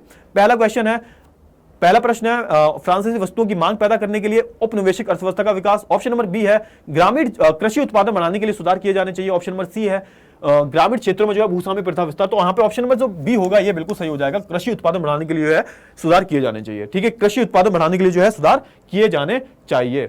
ठीक है, चलिए 84वें प्रश्न चलते हैं। नापाम क्या था? नापाम क्या था? ऑप्शन नंबर ए है एक रासायनिक हथियार जिसका अमेरिकी ने वियतनाम युद्ध में इस्तेमाल किया। हॉलीवुड फिल्म जो युद्ध में युवकों को शहीद होने के लिए जो है प्रेरित करती थी। Option number C, John Ford कोलप्पा की एक फिल्म, या फिर ऑप्शन नंबर डी, हो ची मिन द्वारा एक भूल भुलैया मार्ग। फटाफट से बताइए इसका जो आंसर होगा वो क्या हो जाएगा? 84वें का जो आंसर होगा बेटा वो डी होगा, हो ची मिन द्वारा एक भूल भुलैया मार्ग। ठीक है, ऑप्शन नंबर डी जो है सही हो जाएगा। चलिए 85वां करते हैं। अमेरिका उत्तर और दक्षिण वियतनाम के बीच वियतनाम युद्ध में क्यों कूदा? तो यहां पे वियतनाम में अमेरिकी शासन स्थापित करना चाहता था, उत्तर और दक्षिण वियतनाम को एकजुट करना चाहता था, वियतनाम में सत्ता हासिल से कम्युनिस्ट को रोकना चाहता था। तो ऑप्शन नंबर सी जो होगा ये बिल्कुल सही आंसर हो जाएगा, है ना। चलिए आगे बढ़ते हैं। 86वां प्रश्न पे चलते हैं। फ्रांसीसी ने हनोई में चूहों के आक्रमण को रोकने की किस प्रकार की कोशिश की? तो ऑप्शन नंबर ए, वियतनामी द्वारा पकड़े गए प्रत्येक चूहों के लिए एक मूल्य की पेशकश की। ऑप्शन नंबर सी, 1902 में चूहे का शिकार शुरू करके वियतनामी श्रमिकों को काम पर रखकर और पकड़े गए प्रति चूहे की उन्हें भुगतान करना पड़ता था। तो ऑप्शन नंबर सी जो होगा ये बिल्कुल सही हो जाएगा, है ना। 87वें प्रश्न पे चलते हैं। मार्च 1946 में फ्रांस और वियतनाम में कौन सा समझौता हुआ? जनेवा समझौता, पेरिस समझौता, जकार्ता समझौता, या फिर हनोई समझौता। तो ऑप्शन नंबर जो ए होगा ये बिल्कुल सही आंसर हो जाएगा, option number A is the right answer. चलिए आगे बढ़ते हैं और 88वें प्रश्न चलते हैं। वियतनाम लोकतांत्रिक गणराज्य की स्थापना कब हुई? 1930, 1940, 1943 या फिर 1945? फटाफट से बताइए इसकी जो आंसर होगा वो क्या हो जाएगा? तो ऑप्शन नंबर जो डी होगा ये सही हो जाएगा आंसर। तो 1945 में जो है यहां पे ये आजाद हो गया था। आगे बढ़ते हैं। दिएन वियन फू के युद्ध में किसकी हार हुई थी? जर्मनी की हार हुई थी, ब्रिटेन की, फ्रांस की, या फिर यूनान की? कौन सा क्वेश्चन है? 39वां क्वेश्चन है, जल्दी से बताइए। दिएन के युद्ध में किसकी हार हुई थी? एक मिनट, जर्मनी की, ब्रिटेन की, फ्रांस की, या फिर यूनान की? फटाफट से जो है बता दीजिए प्रश्न को। तो ऑप्शन में जो सी होगा ये सही हो जाएगा। ब्रिटेन तो आएगा ही नहीं, ब्रिटेन कहां आएगा? ब्रिटेन तो आया नहीं था, ना जर्मनी आया था, ना यूनान आया था। तो आया कौन था वहां पे? फ्रांसीसी आए थे, तो फ्रांसी इसका सही आंसर हो जाएगा, है ना। चलिए 90 पे चलते हैं। हुआ आंदोलन किस प्रकृति का था? क्रांतिकारी, धार्मिक, क्रांतिकारी या फिर साम्राज्यवादी? फटाफट से बताइए जो कौन सा आंदोलन है ये? हुआ आंदोलन जो है, हुआ आंदोलन जो है ये कैसा था? तो आपको पता होना चाहिए, क्रांतिकारी धार्मिक आंदोलन था ये। ठीक है, चलिए आगे बढ़ते हैं। 1931 के गांधी इरविन समझौते के बारे में निम्नलिखित में से कौन सा कथन सही नहीं है? महात्मा गांधी ने सविनय अवज्ञा आंदोलन को बंद करने का फैसला लिया। ऑप्शन नंबर बी, गांधी ने एक गोलमेज सम्मेलन में भाग लेने के लिए सहमति व्यक्त की। ऑप्शन नंबर सी, ब्रिटिश सरकार राजनीतिक कैदियों का रिहा करने से जो है सहमत हो गए थे। या फिर ऑप्शन नंबर डी, ब्रिटिश सरकार स्वतंत्रता देने के लिए सहमत हो गई थी। तो ऑप्शन नंबर डी जो है बिल्कुल सही हो जाएगा, ये सही ऑप्शन नहीं है। ठीक है, चलिए 1928 में साइमन कमीशन भारत क्यों आया? भारतीय संविधान प्रणाली के कामकाज को देखने और सुधार के सुझाव के लिए आया था। तो ऑप्शन नंबर ए ही जो है इसका सही हो जाएगा। चलिए आगे बढ़ते हैं। 93वें क्वेश्चन पे आते हैं। खेड़ा जिले के किसान राजस्व का भुगतान नहीं कर सकते थे क्योंकि वे इनमें से किससे प्रभावित थे? यानी कि खेड़ा आंदोलन आपने सुना होगा, जब गांधी ने शुरू किया था 1918 में, तो यहां पे वो किससे प्रभावित थे? तो अत्यधिक गरीबी, है ना, फसल की विफलता, एक प्लेग बीमारी भी फैल गई थी। तो इसका मतलब ऑप्शन नंबर डी जो है सही हो जाएगा। सारी जो उत्तर है वो सही है ना। अगले प्रश्न में चलते हैं। 94वां प्रश्न है। असम में बागान श्रमिकों पर असहयोग आंदोलन का क्या असर प्रभाव पड़ा? असम में जो बागान श्रमिक थे उनका जो है असहयोग आंदोलन पर जो है क्या प्रभाव पड़ा? तो वे बागानों को छोड़कर घर की ओर चले गए, वे हड़ताल पर चले गए, उन्होंने बागानों को नष्ट कर दिया, या फिर उन्होंने हिंसा का उपयोग किया। तो ऑप्शन नंबर ए जो होगा वो सही हो जाएगा, वो अपने बागानों को छोड़ के जो है घर की ओर जाने लगे। 95वां क्वेश्चन करते हैं। 1930 में मुस्लिम लीग के अध्यक्ष कौन थे? तो मोहम्मद अली जिन्ना, मौलाना आजाद, अब्दुल गफ्फार खान, या फिर सर मोहम्मद इकबाल। तो ऑप्शन नंबर डी जो होगा ये बिल्कुल सही हो जाएगा, है ना। चलिए अगले क्वेश्चन पे चलते हैं। व्यवसायिक समूहों और उद्योगपतियों ने सविनय अवज्ञा आंदोलन के लिए उत्साह खो दिया क्योंकि उन्होंने गांधी के तरीकों में विश्वास नहीं किया। ऑप्शन नंबर बी, वे ब्रिटिश दमन से भयभीत थे, या फिर ऑप्शन नंबर सी, हिंसक गतिविधियों के प्रसार ने उन्हें व्यापार के लंबे समय तक जो है व्यवधान के बारे में चिंतित किया, या फिर ऑप्शन नंबर डी, गोलमेज सम्मेलन की विफलता ने उन्हें भारतीयों का भयभीत कर दिया। तो ऑप्शन नंबर सी जो होगा ये बिल्कुल सही हो जाएगा। ठीक है, आगे क्वेश्चन पढ़ते हैं। चलिए ये वाला करो। भारत में आधुनिक राष्ट्रवाद का विकास जैसे कि वियतनाम में है, इनमें से किससे निकटता से जुड़ा है? तो किससे जुड़ा है? तो उपनिवेशवाद के तहत उत्पीड़न की भावना, एक उपनिवेशवाद विरोधी आंदोलन, ऑप्शन नंबर सी, उपनिवेशवाद के खिलाफ जो है उनके संघर्ष की एकता की खोज, या फिर ऑप्शन नंबर डी, उपरोक्त सभी। ये इसका जो उत्तर होगा वो बेटा क्या होगा, फटाफट से जो है बता दीजिए, इसका उत्तर क्या हो जाएगा। तो इसका मतलब ऑप्शन नंबर डी जो होगा बेटा ये बिल्कुल सही हो जाएगा, है ना, ऑप्शन नंबर डी। चलिए, गांधी इरविन समझौता कब हुआ था? तो 5 मार्च 1931 को हुआ था, ये आपको पता होना चाहिए, है ना। आगे बढ़ते हैं, 99वें प्रश्न पे चलते हैं। क्या है 99वां प्रश्न? थोड़ा सा रुक जाओ, क्या हो गया। चलिए, असहयोग आंदोलन के दौरान अवध में किसानों का नेतृत्व किसने किया? तो बाबा रामचंद्र ने किया था। ये तो पता होना चाहिए, 1000 बार बताया हुआ है मैंने, है ना, 1000 बार ही बताया हुआ है किसने किया, बाबा रामचंद्र ने किया। अच्छा आगे बढ़ते हैं, 100वें प्रश्न में चलते हैं। भारतीय राष्ट्रीय कांग्रेस की स्थापना कब हुई थी? तो 1884 में, 1882 में, 1885 में, 1888 में। तो 1885 में जो है इनकी स्थापना हुई थी। ठीक है, चलिए, किस सदी से चीन ने विदेशी संपर्कों को प्रतिबंध कर दिया और अलगाव में वापस चला गया? तो यहां पे 14वीं सदी, 15वीं सदी, 16वीं सदी, या फिर 17वीं सदी? कौन सा क्वेश्चन है? 101 में जो है ये प्रश्न है, जल्दी से बताइए इसका आंसर क्या होगा। इसका जो आंसर है वो क्या होगा ये बताइए। 14वीं सदी, 15वीं सदी, 16वीं सदी, या फिर 17वीं सदी? तो यहां पे ऑप्शन नंबर जो ए होगा ये बिल्कुल सही हो जाएगा। Option number A is the right answer, 14वीं सदी से। ठीक है, चलिए आगे बढ़ते हैं। निम्नलिखित में से किस कानून ने ब्रिटिश सरकार को जो है मकई की आयात को जो है प्रतिबंधित करने की अनुमति दी? तो भाई खाद्य अधिनियम, मकई अधिनियम, मकई कानून, या फिर तो यहां पे ऑप्शन नंबर बी हो जाएगा सही, मकई अधिनियम। ठीक है, चलिए, सिल्क रूट का अर्थ क्या है? चीन और रोम को जोड़ने वाला मार्ग, चीन और भारत को जोड़ने वाला मार्ग, एशिया को यूरोप और उत्तरी अफ्रीका से जोड़ने वाला मार्ग। एशिया को, तो ऑप्शन नंबर डी हो जाएगा, एशिया को यूरोप और उत्तरी अफ्रीका से जोड़ने वाला मार्ग। चलिए 104वें क्वेश्चन पे चलते हैं। निम्नलिखित में से किस शहर में 1885 में यूरोपीय शक्तियां अफ्रीका को आपस में बांटने के लिए मिली थी? तो यहां पे आपको पता होना चाहिए, बर्लिन में मिली थी। कहां है? जर्मनी में है। चलिए, निम्नलिखित में से कौन सा कथन जो है बड़े पैमाने पर उत्पादन के लिए सत्य नहीं है? तो तनाव मुक्त काम। तो ऑप्शन नंबर 20 सही। भाई तनाव मुक्त काम थोड़ा कोई सेंस बनता है इस चीज का, इसका ऑप्शन का सेंस ही नहीं है कोई।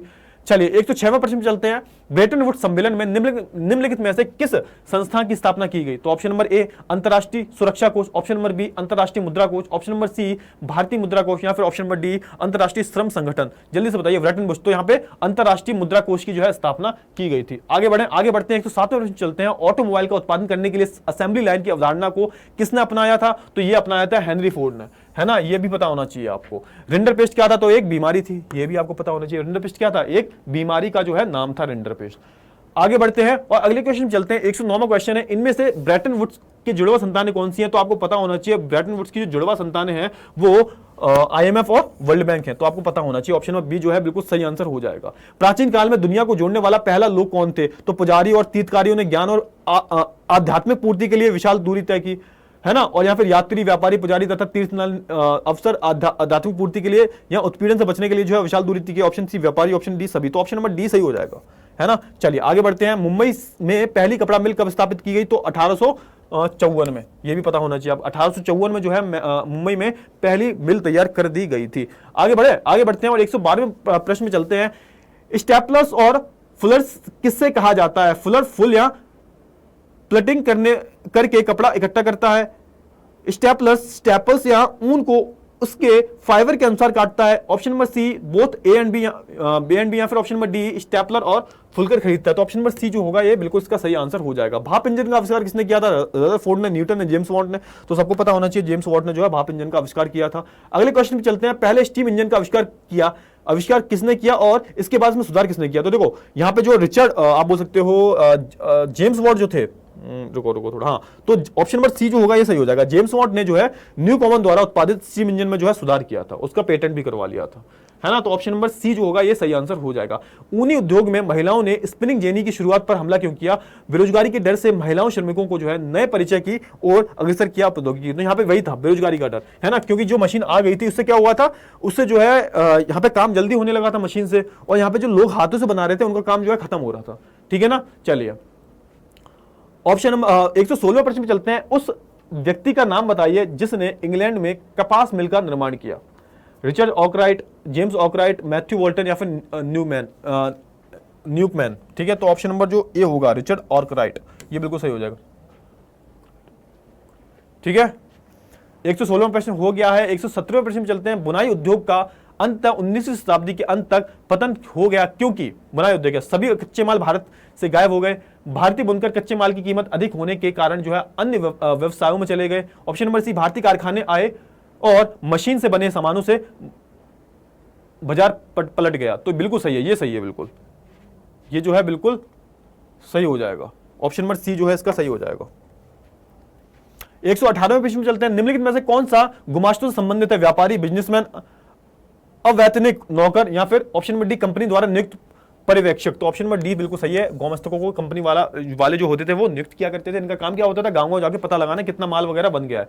तो 119वें प्रश्न में चलते हैं। इतिहासकारों ने के अनुसार 19वीं सदी के मध्य में औसत मजदूर कौन था? तो एक मशीन ऑपरेटर, पारंपरिक शिल्पकार और मजदूर या फिर अकुशल मजदूर या फिर एक प्रौद्योगिकी विशेषज्ञ कार्यक्रम। तो ऑप्शन नंबर जो बी होगा, पारंपरिक शिल्पकार और मजदूर, अभी भी जो है इनका ही दबदबा था 19वीं शताब्दी के अंत तक, है ना। चलिए आगे बढ़ते हैं और 120वें प्रश्न चलते हैं। पूर्व औद्योगिकरण के काल में व्यापारी कहां से सामान खरीदते थे? पूर्व औद्योगिकरण की बात हो रही है, तो कहां से खरीदते थे? तो बेटा वो गांव में जो हिस्सा, जो कंट्री साइड होती है, बेसिकली जो गांव दूर दराज के इलाके होते हैं, वहां से जो है ये खरीदा करते थे। 121वें प्रश्न चलते हैं। काला कोहरा फैलने के संबंध में औद्योगिक शहरों के लोगों का क्या मानना था? तो क्या मानना था? अनावश्यक, कौन सा क्वेश्चन है? 121वां क्वेश्चन है। अनावश्यक क्रोध, धुएं से संबंधित बीमारियां और गंदे कपड़े, काली आसमानी और काली सब्जियां, वायु प्रदूषण या फिर गंभीर परिस्थितियां, समस्याएं। फटाफट से बता दीजिए 121वां प्रश्न जो है इसका आंसर क्या होगा? तो इसका आंसर जो होगा बेटा ए हो जाएगा, अनावश्यक क्रोध, धुएं से संबंधित बीमारियां और गंदे कपड़े, ठीक है। 122वां प्रश्न चलते हैं। 19वीं सदी में कलकत्ता शहर ने कई लेखकों और अन्य को जो है हैरान और भ्रमित क्यों कर दिया? Option number D, option number ए, यह व्यापार और वाणिज्य, शिक्षा और नौकरियों के लिए जो है अवसरों से भरा शहर था। ऑप्शन नंबर बी, इस शहर में धोखाधड़ी, गरीबी, खराब गुणवत्ता, ठीक है, खराब गुणवत्ता वाले आवाज जाति की उलझन और लिंग और धार्मिक पहचान भटा था। या फिर ऑप्शन नंबर सी, इसने विपरीत छवियों और अनुभवों की एक श्रृंखला पेश की, जैसे धन और गरीबी, वैभव और गंदगी, अवसर, और यहाँ पर ऑप्शन नंबर डी, उपरोक्त सभी। तो ऑप्शन नंबर यहाँ पे कौन सा सही हो जाएगा? तो प्रश्न नंबर कौन सा? 122वां प्रश्न है, तो 122 का डी हो जाएगा। सारी जो ऑप्शन है ये बिल्कुल सही है ना। अगले क्वेश्चन चलते हैं। चार्ल्स बूथ कौन थे और ये किसके लिए जाने जाते हैं? तो एक अमीर व्यापारी थे जिसने लंदन के श्रमिकों का जो है सामाजिक सर्वेक्षण किया। ऑप्शन नंबर बी है, एक परोपकारी व्यक्ति जिसने लंदन में गरीबों के लिए जो है काम किया। ऑप्शन नंबर सी, 1887 में लंदन के ईस्ट एंड में अल्प कुशल श्रमिकों का सामाजिक सर्वेक्षण करने वाले एक लिवरपूल जहाज मालिक। या फिर ऑप्शन नंबर डी, 19वीं सदी में लंदन में सामाजिक परिस्थितियों पर एक लेखन। तो इसका जो सही आंसर होगा क्या हो जाएगा? थोड़ा बड़ा प्रश्न है, इसका जो सही आंसर होगा बेटा तो ऑप्शन नंबर सी हो जाएगा। 1887 में लंदन के ईस्ट एंड में अल्प कुशल श्रमिकों का जो है पहला सामाजिक सर्वेक्षण करने वाले पहले लिवरपूल जहाज मालिक, ठीक है। चलिए अगले क्वेश्चन में चलते हैं। व्यक्तिवाद एवं सिद्धांत है जो बढ़ावा देता है, जल्दी से बताइए। जो व्यक्तिवाद एवं सिद्धांत है जो बढ़ावा देता है, क्या हो जाएगा इसका सही आंसर? इसका सही आंसर जो होगा ऑप्शन नंबर बी हो जाएगा। इसका सही आंसर क्या है? समुदाय की बजाय व्यक्ति की स्वतंत्रता, अधिकार या स्वतंत्र कार्रवाई, ठीक है। चलिए 125वां प्रश्न में चलते हैं। लंदन को साफ करने के लिए उठाए गए विभिन्न कदम कौन से थे? बर्लिन और न्यूयॉर्क की तरह अपार्टमेंट, है ना, के विशाल ब्लॉक बनाए गए, स्थानीयकरण को कम कर दिया गया तथा प्रदूषण को जो है कम करने और शहर के परिदृश्य का निर्माण करने। ऑप्शन नंबर सी, प्रथम विश्व युद्ध के दौरान जो है किराया नियंत्रण पेश किया गया। ऑप्शन नंबर डी, उपरोक्त सभी। तो यहाँ पे प्रश्न नंबर कौन सा? 125वां प्रश्न है, तो 125वां प्रश्न इसका आंसर क्या होगा? इसका आंसर जो होगा वो डी हो जाएगा, उपरोक्त सभी, ठीक है। सारी ऑप्शन सही है। ठीक है, टॉलीगंज की चावल मिलों ने प्रदूषण की समस्या का सामना कैसे किया? तो ऑप्शन नंबर ए, इसका सही ऑप्शन क्या होगा? ये सही ऑप्शन बता दो, बहुत बड़ा प्रश्न है, सही ऑप्शन बता दो इसका। इसका सही ऑप्शन जो होगा बेटा ऑप्शन नंबर सी हो जाएगा। 1920 में कोयले की जगह धान की भूसी डालना। ठीक है, चलिए बॉम्बे के निम्नलिखित उप शहरी में से कौन एक मिल गांव था? बॉम्बे के निम्नलिखित में से उप शहरी में से कौन एक मिल गांव था? थाने, कल्याण, गिरगांव या फिर इनमें से कोई नहीं। अच्छा प्रश्न है, 127वां प्रश्न है बेटा, क्या होगा इसका आंसर? तो इसका आंसर बेटा सी हो जाएगा, है ना, गिरगांव, याद रखना। आगे बढ़ते हैं। बेल्जियम किस महाद्वीप का एक छोटा सा हिस्सा? तो आपको पता होना चाहिए बेल्जियम जो है यूरोप बहुत बड़ा महाद्वीप है, वहां का हिस्सा है। आगे बढ़ते हैं, कौन से देश की सीमाएं फ्रांस, नीदरलैंड, जर्मनी और लग्जमबर्ग से लगती हैं? तो आपको यह भी पता होना चाहिए बेल्जियम की सीमाएं है। ठीक है, चलिए आगे बढ़ते हैं। 130 में देखते हैं बेल्जियम में कौन कौन सी भाषाएं बोली जाती हैं? तो डच, फ्रेंच, जर्मन नहीं होगा बेटा, जर्मन होगा। ठीक है, चलिए ऑप्शन अगले क्वेश्चन चलते हैं। बेल्जियम में कौन से लोग ज्यादा समृद्ध और ताकतवर थे? तो आपको पता होना चाहिए अल्पसंख्यक फ्रेंच भाषी लोग जो थे वो काफी समृद्ध थे और ताकतवर भी थे। ठीक है, आगे बढ़ते हैं और 132वें प्रश्न में चलते हैं। श्रीलंका का एक कैसा देश है? तो बेटा द्वीपीय देश है ना, एक द्वीपीय देश है और सबसे शक्तिशाली तो नहीं है ना, ए और बी दोनों, तो ऑप्शन नंबर ए हो जाएगा सही। ठीक है, चलिए बहुसंख्यकवाद क्या है? तो इनमें से एक समुदाय जो है जिनके लोग की संख्या अधिक है वह उन समुदायों के लोगों को दबाते हैं जो उनसे कम है। तो ऑप्शन नंबर ए जो होगा ये सही हो जाएगा। वे समुदाय जो हाँ ये तो ठीक है। चलिए 134 में पढ़ो। सत्ता की साझेदारी से क्या अभिप्राय है? शासन चलाने की प्रक्रिया को विभाजन करना, उसे सरल बनाना। भारत में सत्ता की साझेदारी है तथा 3 स्तरों पर जो है भारत में शासन चलाया जाता है, उपरोक्त सभी। तो ऑप्शन नंबर डी हो जाएगा सही, है ना, डी। सारी ऑप्शन जो है सही है बिल्कुल। आगे बढ़ते हैं, सत्ता की साझेदारी क्यों जरूरी है? शासन प्रक्रिया को सरल बनाने के लिए। अगला क्वेश्चन है, अगला ऑप्शन है लोगों तक अधिक से अधिक सुविधाएं उपलब्ध कराने के लिए। ऑप्शन नंबर सी है लोगों की समस्या को बेहतर तरीके से जो है समझने के लिए और उनका जो है निवारण करने के लिए। तो ऑप्शन नंबर डी जो है बिल्कुल सही हो जाएगा। सारी जो ऑप्शन है ये बिल्कुल सही है, सारे ऑप्शन सही है बेटा। आगे बढ़ते हैं और 136वें प्रश्न चलते हैं। सत्ता में बंटवारा किन कारणों से हो सकता है? तो ऑप्शन नंबर ए है विभिन्न सामाजिक समूहों के कारण से, भाषा और धार्मिक समूहों के कारण से, ए और बी दोनों। तो वहां पे ऑप्शन नंबर जो सी है ये हो जाएगा। आगे बढ़ते हैं, देश की एकता को क्या कमजोर करता है? तो अयोग्य शासन प्रणाली, लोगों का जागरूक ना होना, नेताओं का लोगों के प्रति उत्तरदायित्व ना होना। तो ऑप्शन नंबर डी होगा बिल्कुल सही। तीनों ही ऑप्शन सही है। चलिए नगर निगम के प्रमुख को क्या कहते हैं? तो इसे बेटा मेयर बोलते हैं, ये तो पता होना चाहिए आपको, बहुत ही बेसिक क्वेश्चन है। संवैधानिक संशोधन 1992 के आधार पर जो है इनमें से गलत है, कौन गलत है भाई? 139वां प्रश्न है, कौन गलत है इसमें से, जल्दी से बताइए। तो स्थानीय सरकार के निकाय के नियमित चुनाव होने चाहिए। फिर ए ऑप्शन, 1/4 पद पर जो है महिलाएं, तो बिल्कुल गलत है, 1/4 पद पर महिलाएं नहीं है, बिल्कुल गलत है। पूरे जिले का प्रशासन कौन संभालता है? तो भैया आईएएस ऑफिसर बनना है ना, आईएएस बनना है, आईएएस। बिहार के तो सबसे ज्यादा आईएएस निकलते हैं, है ना। चलिए तो भाई कलेक्टर जो होते हैं। ऑप्शन नंबर 141वां, भारत का संविधान मूल रूप से इसके लिए प्रदान किया गया है सरकार की एक दो स्तरीय प्रणाली, सरकार की त्रिदलीय प्रणाली, या फिर ऑप्शन नंबर सी सरकार की एकल स्तरीय प्रणाली, या फिर ऑप्शन नंबर डी सरकार की एक 4 स्तरीय प्रणाली। तो ऑप्शन नंबर बेटा इसका जो ऑप्शन नंबर ऑप्शन नंबर जो बी होगा ये सही हो जाएगा। 3 प्रणालियां, पहले 2 थी, पहले राज्य सरकार और केंद्र सरकार, और तीसरा भी है स्थानीय सरकार। ठीक है ना। चलिए निम्नलिखित में से कौन सा कथन जो है एकात्मक सरकार के संबंध में गलत है? सरकार का केवल एक स्तर है, यहाँ उप इकाइयां केंद्र सरकार के अधीन है। चलिए बी, केंद्र सरकार प्रांतीय सरकार को आदेश पारित कर सकती है। ठीक है, एक राज्य सरकार जो है केंद्र सरकार के प्रति जवाबदेह है। या फिर ऑप्शन नंबर डी, राज्य सरकारों की शक्तियां संविधान द्वारा गारंटित हैं। तो ऑप्शन नंबर डी जो होगा ये सही हो जाएगा। ठीक है, चलिए समरवर्ती सूची में लिखे विषय पर अधिनियम बनाने का अधिकार किसको होता है? तो बेटा केवल राज्य को, केवल संघ को, केवल राज्य और संघ दोनों को, इनमें से कोई नहीं। तो ऑप्शन नंबर सी हो जाएगा। ठीक है, 144वें प्रश्न पे चलते हैं। वर्तमान में बेल्जियम किस प्रकार की सरकार है? बेल्जियम जो है वो वर्तमान में किस प्रकार की सरकार है? तो एकात्मक, राजतंत्र, संघात्मक। तो संघात्मक सरकार है भैया, संघात्मक, फेडरलिज्म है वहां पे। क्या है? तो फेडरलिज्म है वहां पे। अगले क्वेश्चन चलते हैं। 145वां क्वेश्चन पंचायती राज विषय है। पंचायती राज जो है विषय किसका है? केंद्र का, राज्य का, समरवर्ती का। तो ऑप्शन नंबर बी सही हो जाएगा, राज्य का। चलिए 146वां प्रश्न चलते हैं बेटा। निम्नलिखित में से कौन सा विषय समरवर्ती सूची में है? समरवर्ती सूची में कौन सा विषय? कृषि, पुलिस, रक्षा या फिर शिक्षा। तो ऑप्शन नंबर डी बिल्कुल सही होगा। शिक्षा जो है वो समरवर्ती सूची में आता है। सरकार और राज्य सरकार, केंद्र सरकार, राज्य सरकार दोनों ही इस पर निर्णय ले सकती हैं। 147वां प्रश्न में दुनिया के कितने देशों में संघात्मक शासन व्यवस्था है? 20, 25, 30 या 35? तो 25 बोल सकते हो आप। ये फिगर जो है बढ़ता घटता रहता है, तो ऐसे प्रश्न कम ही आते हैं एग्जाम में। वैसे संयुक्त राज्य अमेरिका के इतिहास में एक चमकने सितारे के नाम कौन से प्रसिद्ध है? बताइए। Roosevelt, Abraham Lincoln, Abraham Lincoln, Martin Luther king junior या फिर उपरोक्त सभी? तो सारे हो जाएंगे बेटा, सारे ही हो जाएंगे।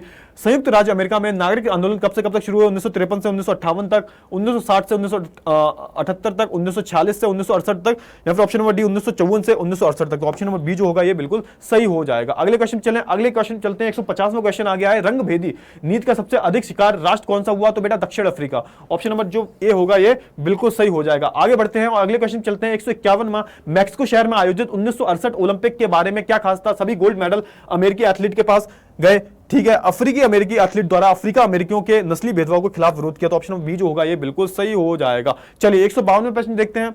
भारत में कौन सा समुदाय जो है संयुक्त राज्य अमेरिका में अस्योदय की तरह जो है कमोवेश उसी स्थिति में है? तो आपको पता होना चाहिए दलित जो है ना, दलित जो है वो उसी स्थिति में है, हमारे भारत में थे, अब नहीं है। चलिए समान प्रकार के लोगों के साथ जो है समाज को क्या कहा जाता है? समान प्रकार के, तो समरूप, विजातीय, इंसानियत या फिर नम। तो ऑप्शन नंबर ए जो होगा ये बिल्कुल सही हो जाएगा, ठीक है, ऑप्शन नंबर ए। चलिए आगे बढ़ते हैं। 154वें प्रश्न चलते हैं। उत्तरी आयरलैंड में प्रोटेस्टेंट ईसाइयों का प्रतिशत कितना था? 52, 53, 54 या 55? क्या होगा इसका जो है सही आंसर? ऑप्शन नंबर बी जो होगा इसका सही आंसर हो जाएगा, है ना, 53। आगे बढ़ते हैं और अगले क्वेश्चन चलते हैं। राष्ट्रवादी और ब्रिटेन सरकार का कब एक समझौता हुआ? है ना, राष्ट्रवादी और ब्रिटेन सरकार का जो है समझौता कब हुआ? ये प्रश्न बहुत जरूरी है बेटा। कब हुआ था? 1992 में, 1995 में, 1998 में या फिर 1999? तो ऑप्शन नंबर सी जो होगा ये बिल्कुल सही हो जाएगा, है ना। चलिए आगे बढ़ते हैं और 156वें प्रश्न चलते हैं। इनमें से कौन सा वाक्य सही नहीं है? लोकतंत्र में विभिन्न राजनीतिक दलों के बीच प्रतिस्पर्धा शामिल है। उनकी प्रतिस्पर्धा मौजूदा सामाजिक विभाजन के संदर्भ में देश को एकजुट करने की होड़ में है। ऑप्शन नंबर सी, सामाजिक विभाजन राजनीतिक विभाजन में बदल जाते हैं और संघर्ष, हिंसा आदि को जन्म देते हैं, इससे देश का विघटन भी हो सकता है। तो इसमें से कौन सा जो ऑप्शन है वो सही नहीं है? तो ऑप्शन नंबर जो बी है ये बेटा ये बिल्कुल सही नहीं है, ठीक है। उनकी प्रतिस्पर्धा मौजूदा सामाजिक विभाजन के संदर्भ में देश को एकजुट करने की होड़ में है, ना ना ना ना, बिल्कुल गलत है। प्रति वर्ष यूएस $955 या उससे कम प्रति व्यक्ति आय वाले देशों को क्या बोलता है? तो निम्न आय वाला, ये भी पता होना चाहिए। केरल का शिशु मृत्यु दर कम क्यों है? यहाँ पर पर्याप्त आधारभूत संरचना, यहाँ मूल स्वास्थ्य शिक्षा सुविधाओं को प्रावधान है। चलिए ऑप्शन नंबर सी जो होगा सही हो जाएगा। देश की प्रति व्यक्ति आय उसकी गणना करके देश की प्रति व्यक्ति आय उसकी गणना करके निकाली जाती है, व्यक्ति की कुल आय, ठीक है। देश की कुल जनसंख्या में राष्ट्रीय आय को विभाजित करना, ठीक है। वस्तुओं और सेवाओं की कुल या फिर देश का कुल निर्यात। तो यहाँ पे ऑप्शन नंबर जो प्रति व्यक्ति जो आय है तो यहाँ पे ऑप्शन नंबर बी हो जाएगा, है ना। ऐसे एवरेज जो इनकम है ऐसी निकाली जाती है। पूरा जो आय है उसे हम पूरी जो आप बोल सकते हो आय है उसे आप विभाजित कर देते हो पॉपुलेशन से। शिशु मृत्यु दर क्या सूचित करता है? तो बेटा 1000 में से, है ना, 1000 बच्चे जो पैदा हुए हैं उसमें से 1 वर्ष से पहले कितने लोग बच्चों की मौत हो जाती है उसे हम बोल देते हैं। चलिए आगे बढ़ते हैं। 161वां प्रश्न देख लो। प्रति वर्ष 12,056 और उससे अधिक प्रति व्यक्ति आय वाले देशों को क्या बोला गया? अमीर देश। चलिए रुकिए, थोड़ा सा रुक जाइए। निम्न आय वाले, विकासशील देश या फिर उपरोक्त सभी। तो यहाँ पे जो है अमीर देश बोला गया है उन्हें, अमीर देश, ठीक है। चलिए आगे बढ़ते हैं। 162वें पृष्ठ पे चलते हैं। निम्नलिखित में से कौन सा पड़ोसी देश भारत की तुलना में मानव विकास क्रमांक के मामले में बेहतर है? तो बेटा श्रीलंका और भूटान भी हमसे बेहतर है कई मामलों में, तो ठीक है। चलिए आगे बढ़ते हैं। लोगों के बीच जो है सामान्य विकास लक्ष्य परिवार, स्वतंत्रता, आय या फिर सुरक्षा? सामान्य विकास लक्ष्य है, क्या होगा इसका आंसर? बिल्कुल सही आंसर क्या होगा इसका? परिवार, लोगों के बीच में एक सामान्य विकास लक्ष्य क्या है भाई? परिवार, आय, सुरक्षा या फिर ऑप्शन डी सुरक्षा। तो यहाँ पे ऑप्शन नंबर सी जो होगा ये सही हो जाएगा, सामान्य, सी, है ना। चलिए हम किसी देश की प्रति व्यक्ति आय की गणना कैसे करते हैं? किसी व्यक्ति की कुल आय किसी देश की कुल जनसंख्या द्वारा राष्ट्रीय आय को विभाजित कर देना। अभी तो बताया थोड़ी देर पहले, ऑप्शन नंबर बी जो होगा ये सही हो जाएगा। चलिए जीएनपी क्या होता है? तो जीएनपी मतलब ग्रॉस, एन मतलब नेशनल, पी मतलब प्रोडक्ट। तो यहाँ पे सकल डेयरी उत्पाद, सकल राष्ट्रीय उत्पाद, ऑप्शन नंबर बी जो होगा बिल्कुल सही हो जाएगा। 166वें प्रश्न पे चलते हैं। हमारे समाज में विभिन्न वर्गों के विकास के लक्ष्य के द्वारा प्राप्त किया जा सकता है। हमारे समाज में जो है विभिन्न वर्गों के विकास के लक्ष्य के द्वारा प्राप्त किया जा सकता है। शक्ति, लोकतांत्रिक राजनीतिक प्रक्रिया, हिंसक प्रदर्शन, आतंकवाद, है ना। तो यहां पे ऑप्शन नंबर जो ए है ये सही हो जाएगा।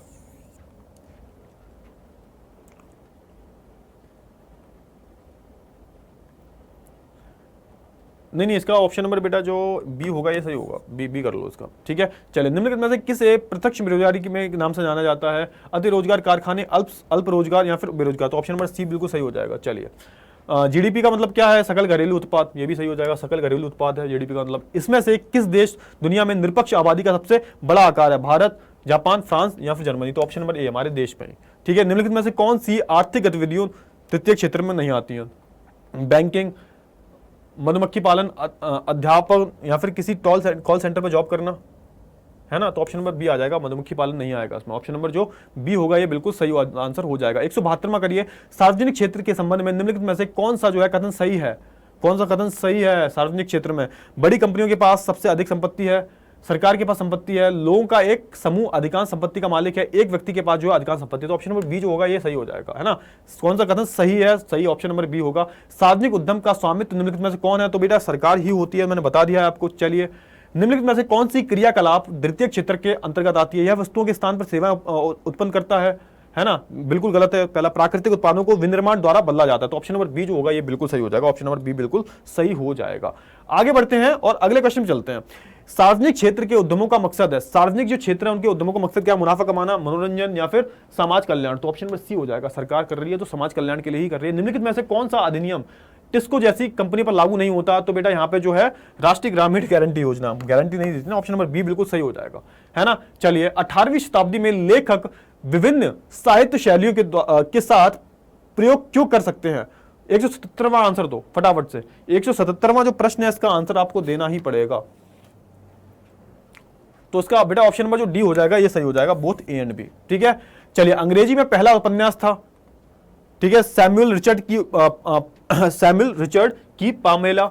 Option number B, Walter Scott के Rob Roy. Option number C, Henry Fielding के टॉम जोन्स, या फिर option number D, Charles Dickens Pickwick Papers. तो इसका जो आंसर होगा वो कौन सा हो जाएगा? 178 का आंसर, है ना? तो इसका जो सही आंसर होगा वो सी होगा, हेनरी फील्डिंग के टॉम्स जोन्स। ठीक है, उपन्यास की लोकप्रियता के कारण थे, क्या कारण थे भाई? लोकप्रियता के जो है क्या कारण थे? तो ऑप्शन नंबर जो डी होगा ये बिल्कुल सही हो जाएगा, बोथ ए एंड बी।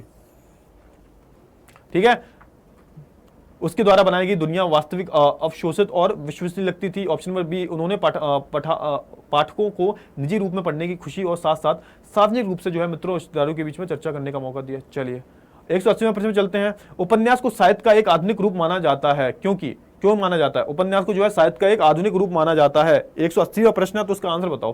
क्योंकि भाई ऑप्शन नंबर ए सही है। एक यात्रित आविष्कार, प्रिंटिंग प्रेस ने उपन्यास को जो है जन्म दिया, मुद्रित पुस्तक ने इसे लोकप्रिय बनाया। ठीक है, चलिए, एक धारावाहिक उपन्यास है, कौन सा जो है उनमें से ऑप्शन जो है एक वो क्या है? एक धारावाहिक उपन्यास है। तो ऑप्शन नंबर जो सी होगा ये सही है। एक प्रारूप जिसमें कहानी को किस्तों में प्रकाशित किया जाता है, प्रत्येक भाग का जो है एक पत्रिका के नए अंग में जो है स्थापित किया जाता है। होता है ना, जैसे नेटफ्लिक्स पे आती हैं एपिसोड्स वगैरह आते हैं, आप सीरीज वगैरह देखते हो गए ना, वैसे ही। चलिए, 18वीं शताब्दी में उपन्यास के लिए नए पाठक शामिल थे। 18वीं शताब्दी में 182वां प्रश्न, बहुत ही प्यारा प्रश्न है। ऑप्शन नंबर सी जो होगा बेटा इसका सही आंसर हो जाएगा। ऑप्शन नंबर सी जो होगा ये बिल्कुल सही आंसर हो जाएगा। निम्न मध्यवर्गीय लोगों के नए समूहों, कुलों और दुकानदारों ने साथ इंग्लैंड और फ्रांस के पारंपरिक कुलीन और वर्ग समझ। ठीक है, चलिए, 143वां क्वेश्चन देखते हैं। अपने उपन्यास मेयर ऑफ कैस्टब्रिज में थॉमस हार्डी शोक व्यक्त करते हैं, किसका भाई? क्या करते हैं भाई? कौन सा शोक जो है ये व्यक्त करते हैं? तो ऑप्शन नंबर जो डी होगा ये बिल्कुल सही हो जाएगा, ए और बी दोनों, है ना, ये आंसर। चलिए, 184वां प्रश्न देखते हैं। अंग्रेजी में धारावाहिक का पहला उपन्यास था, अंग्रेजी का पहला उपन्यास कौन था? 184वां प्रश्न है बेटा, कौन सा था? ए ऑप्शन जो होगा ये सही हो जाएगा इसका, है ना। 136 में चार्ल्स डिकेंस का जो है पिकविन पेपर्स। ठीक है, चलिए, जेन ऑगस्टिन, ठीक है ना, जेन ऑस्टिन के उपन्यासों ने किस दुनिया को चित्रित किया? किसकी बात हो रही है? 185वां प्रश्न है बेटा, है ना।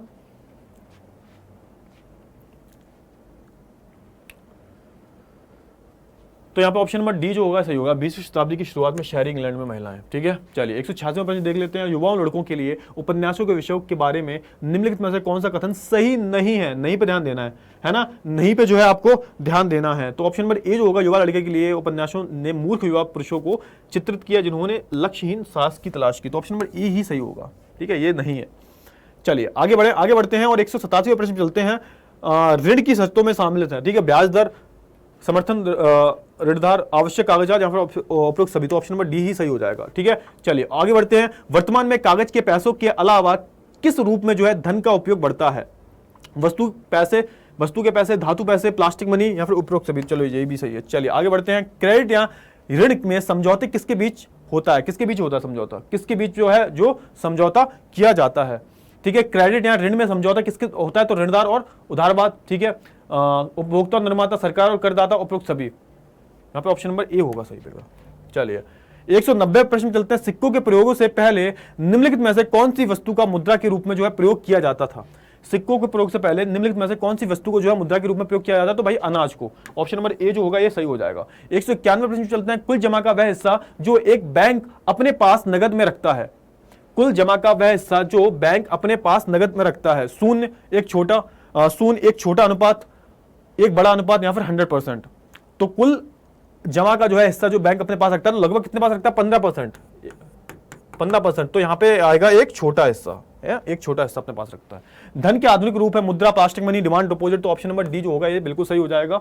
चलिए 193 प्रश्न चलते हैं, धनी परिवारों के लिए जो है साख के सबसे बड़ा कौन है, तो भाई औपचारिक क्षेत्र जो है धनी परिवारों के लिए होते हैं। 194 में चलते हैं, भारत में मुद्रा जारी कौन करता है, तो आपको पता होना चाहिए भारतीय रिजर्व बैंक। ठीक है, चलिए 195 प्रश्न पे चलते हैं, क्षेत्रीय ग्रामीण बैंकों को स्थापित किया गया है 1900, ये पहला ऑप्शन ही सही है, 1969 में। ठीक है, चलिए आगे बढ़ते हैं, 196 प्रश्न चलते हैं, ऋण के औपचारिक स्रोतों के कामकाज की निगरानी करता है, तो भाई भारतीय रिजर्व बैंक, औपचारिक क्षेत्रों की भारतीय रिजर्व बैंक ही करता है। 197 प्रश्न चलते हैं, बहुराष्ट्रीय कंपनियों का प्रमुख उद्देश्य क्या था, अपने सामान और सेवाओं को विदेश में बेचना, व्यापार को विदेश में फैलाना, लाभ अर्जित करना, उपरोक्त सभी। चलिए भारत में वैश्वीकरण का प्रभाव क्या हुआ, इसके प्रभाव से सिर्फ भारतीय कंपनियां बढ़ी हुई, प्रतिस्पर्धा से लाभान्वित हुई, इसके प्रभाव से बहुराष्ट्रीय कंपनियों ने भारत में अपने निवेश में वृद्धि की। वैश्वीकरण, तो यहाँ पे सारी सही हो जाएंगे, ऑप्शन नंबर डी सही हो जाएगा। चलो WTO का पूरा नाम क्या है, विश्व आर्थिक मंच, अंतर्राष्ट्रीय मुद्रा कोष, यहाँ पे तो ऑप्शन नंबर डी जो होगा ये सही हो जाएगा। इसकी स्थापना कब हुई थी, तो ये भी याद रखना, 1995 में हुई थी शायद इसकी स्थापना, है ना, वर्ल्ड ट्रेड ऑर्गेनाइजेशन।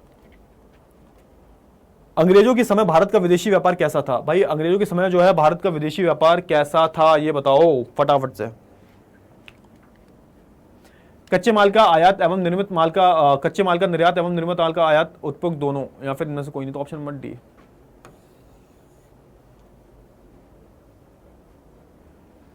दो से एक बहुराष्ट्रीय कंपनी है, क्या है भाई, वह कंपनी जिनका स्वयं का व्यापार होता है, वह कंपनी जिनका व्यवसाय एक से अधिक राष्ट्रों में होता है, वह कंपनी, तो यहाँ पे सही ऑप्शन नंबर बी बिल्कुल सही हो जाएगा, है ना, ऑप्शन नंबर जो बी है ये बिल्कुल सही हो जाएगा। आगे बढ़ते हैं, अगले क्वेश्चन चलते हैं, विदेशी निवेश है, क्या है भाई, किसी कंपनी द्वारा किया गया निवेश, ऑप्शन नंबर बी, किसी राज्य द्वारा किया गया निवेश, बहुराष्ट्रीय कंपनी द्वारा किया गया निवेश, तो किसी कंपनी द्वारा किया गया, फटाफट से देखो, विदेशी निवेश है, किसी राज्य द्वारा किया गया, तो बहुराष्ट्रीय कंपनी द्वारा किया गया, ऑप्शन नंबर बी सी सही हो जाएगा। विश्व की सबसे बड़ी मोटर गाड़ी निर्माता कंपनी कौन सी है, तो आपको पता होना चाहिए फोर्ड है। ठीक है, चलिए वैश्वीकरण को फैलाने में किसकी बड़ी भूमिका रही है, सूचना प्रौद्योगिकी, परिवहन तकनीक की, और या फिर ऑप्शन नंबर डी, तो ऑप्शन नंबर सी जो होगा ये सही हो जाएगा, ऑप्शन नंबर सी जो होगा ये बिल्कुल सही हो जाएगा। ठीक है, आगे बढ़ते हैं, 205वें प्रश्न चलते हैं, निम्नलिखित में से किस कारण जो है वैश्वीकरण को नहीं बढ़ाया है, प्रौद्योगिकी क्या है, निम्नलिखित में से किस कारण ने वैश्वीकरण को नहीं बढ़ाया है, प्रौद्योगिकी, व्यापार का उदारीकरण, WTO, या फिर बैंकों का राष्ट्रीयकरण, तो ऑप्शन नंबर डी सही हो जाएगा, डी। ठीक है, चलिए भारत में से नई आर्थिक नीति कब लागू हुई थी, तो ये तो पता होना चाहिए, ऑप्शन नंबर ए जो होगा ये सही हो जाएगा। आगे बढ़ते हैं, 207वें प्रश्न चलते हैं, उपभोक्ता सुरक्षा अधिनियम पारित किया गया था, कब पारित किया गया था, तो 1986 में, तो ऑप्शन नंबर डी जो होगा ये सही हो जाएगा। बहुराष्ट्रीय उपभोक्ता कहाँ है, तो ये बहुराष्ट्रीय उपभोक्ता आयोग कहाँ है, नई दिल्ली, लखनऊ, कोलकाता, या फिर मुंबई, जो बहुराष्ट्रीय कोलकाता ये है, कहाँ पर है, ये आपको पता होना चाहिए बेटा, कहां पर है, तो ये नई दिल्ली में है ना। चलिए भारत में उपभोक्ता आंदोलन कब शुरू हुआ था, तो ये 1960 के दशक से जो है शुरू हो गया था, 1980 तक ये अपने पीक पे था। आगे बढ़ते हैं, कोई भी उपभोक्ता अपने माल की खरीद के कितने दिन की अवधि में जो उपभोक्ता मंच में वाद दायर कर सकता है, तो ये 30 दिन है, 30 दिन। ठीक है, चलिए जिला उपभोक्ता मंच पे कितने सदस्य होते हैं, तो 3 होते हैं, ये भी याद होना चाहिए आपको। उपभोक्ता के अधिकारों में सम्मिलित है प्रतिनिधित्व का अधिकार, क्षतिपूर्ति का चुनने का अधिकार, उपरोक्त सभी, तो ऑप्शन नंबर डी जो होगा बिल्कुल सही हो जाएगा। 213वां प्रश्न चलते हैं, उपभोक्ता का कर्तव्य है उत्पादन तिथि की जांच करना, अधिकतम खुदरा मूल्य की जांच करना, ये सारे सही हो जाएंगे, है ना। चलिए 214वां प्रश्न, राज्य उपभोक्ता मंच में कितने रुपए तक के मामले जो है, राज्य की बात हो रही है तो यहाँ पे 20 से 1 करोड़ तक के, है ना। चलिए आगे बढ़ते हैं, जिला उपभोक्ता, तो यहाँ पे जिला की बात की जाती है तो 20 लाख, जिला की जब बात की जाती है तो 20 लाख तक, है ना, और 1 करोड़ से ऊपर वाले तो राष्ट्र में आ जाएंगे। विक्रेता अथवा दुकानदारों द्वारा उपभोक्ता का शोषण किया जाता है, मिलावटी वस्तुएं देकर, कम वजन देकर, अधिनियम कीमत देकर, लेकिन उपरोक्त सभी, तो यहाँ पे ऑप्शन नंबर डी होगा, ये सही हो जाएगा। चलिए वह संगठन जो अंतरराष्ट्रीय स्तर पर जो है उत्पादनों के मानक तय करता है उसे क्या बोलते हैं, ISO, ISRO, ISO, तो ऑप्शन नंबर सी जो होगा सही हो जाएगा। चलिए, धर्म को कभी भी राजनीति से अलग नहीं करना चाहिए। किसने बोला? तो गांधी, है ना। धर्म को कभी भी राजनीति से अलग नहीं किया जा सकता। ऑप्शन नंबर ए जो होगा सही हो जाएगा। नारीवाद आंदोलन से अभिप्राय है, क्या है नारीवाद आंदोलन से अभिप्राय? नारीवादी जो आंदोलन था इससे क्या अभिप्राय है बताइए। वे आंदोलन जो पुरुषों को स्त्रियों की समान अधिकार दिलाने के लिए नहीं चलाए गए। ऑप्शन नंबर डी उपरोक्त सभी। वे आंदोलन जो स्त्रियों को पुरुषों के समान अधिकार दिलाने के लिए चलाए गए। तो ऑप्शन नंबर बी होगा सही। सर्वप्रथम नारीवाद आंदोलन की शुरुआत किस देश ने की थी? तो ऑप्शन नंबर ए जो हो जाएगा ये बिल्कुल सही ऑप्शन हो जाएगा। चलिए आगे बढ़ते हैं। भारतीय राजनीति में जाति का कौन सा रूप दिखाई देता है? भारतीय राजनीति में जो है कौन सा जो है जाति का एक असली रूप जो है दिखाई देता है? तो ऑप्शन नंबर ए पढ़ो। सरकार के गठन में जातियों को प्रतिनिधित्व देने, जातिगत भावनाओं को भड़काकर वोट पाने की कोशिश, उम्मीदवार को चुनाव जातियों की संख्या के हिसाब से, या फिर ऑप्शन नंबर डी। तो सारी ऑप्शन सही हो जाएंगे, ठीक है। चलिए, नारीवाद वह पुरुष या स्त्री है जो विश्वास करता है पुरुष और स्त्री के समान अधिकारों में, पुरुष और स्त्री के अलग अलग अधिकारों में, पुरुष और स्त्री के संयुक्त अधिकारों में, या फिर ऑप्शन नंबर डी उपरोक्त में से कोई। तो ऑप्शन नंबर ए सही हो जाएगा। इनमें से कौन सा देश जो है महिलाओं की भागीदारी बहुत ज्यादा नहीं है? इनमें से किस देश में महिलाओं की जो भागीदारी है बहुत ज्यादा नहीं है? तो बेटा हमारा भारत देश ही है जिसमें महिलाओं की जो भागीदारी है वो ज्यादा नहीं है ना। आगे बढ़ते हैं, 224वें प्रश्न पे चलते हैं। नारीवाद का शब्द का अर्थ क्या है? नारीवाद शब्द का अर्थ क्या है? तो भाई महिलाओं के विशिष्ट माने जाने वाले गुण, एक व्यक्ति जो महिलाओं और पुरुषों के लिए समान अधिकारों और स्वरूप में विश्वास करता है। तो ये क्या हो जाएगा? ये नारीवादी हो जाएगा। तो ऑप्शन नंबर बी जो होगा ये बिल्कुल सही हो जाएगा। राज्य विधानसभाओं में महिलाओं का प्रतिनिधित्व निम्नों से कम है, 2%, 3%, 5% से भी जो है ज्यादा कम है। लिंग विभाजन की राजनीतिक अभिव्यक्ति का परिमाण क्या है? इनमें ये कौन सा क्वेश्चन है? 226वां क्वेश्चन है, 226वां क्वेश्चन है। तो बताओ ये तो इनमें सार्वजनिक जीवन में महिलाओं की भूमिका को बेहतर बनाने में मदद की है, इनमें महिलाओं को श्रेष्ठ दर्जा प्रदान किया है, स्थिति वैसी ही बनी हुई है जैसी थी, उपरोक्त में से कोई भी नहीं। तो लिंग विभाजन की जो जेंडर डिवीजन होता है बेसिकली, है ना, की राजनीतिक अभिव्यक्ति का परिणाम क्या है? इसमें सार्वजनिक जीवन में महिलाओं की भूमिका बेहतर बनाने में मदद की है, इसमें महिलाओं को श्रेष्ठ दर्जा दिया गया है, स्थिति वैसी ही बनी हुई है, या फिर उपरोक्त में से कोई भी नहीं। तो यहाँ पे क्या हुआ है? यहाँ पे इसमें सार्वजनिक जीवन में महिलाओं को भूमिका को बेहतर बनाने में मदद की है। ऑप्शन नंबर ए जो है ये सही हो जाएगा, है ना।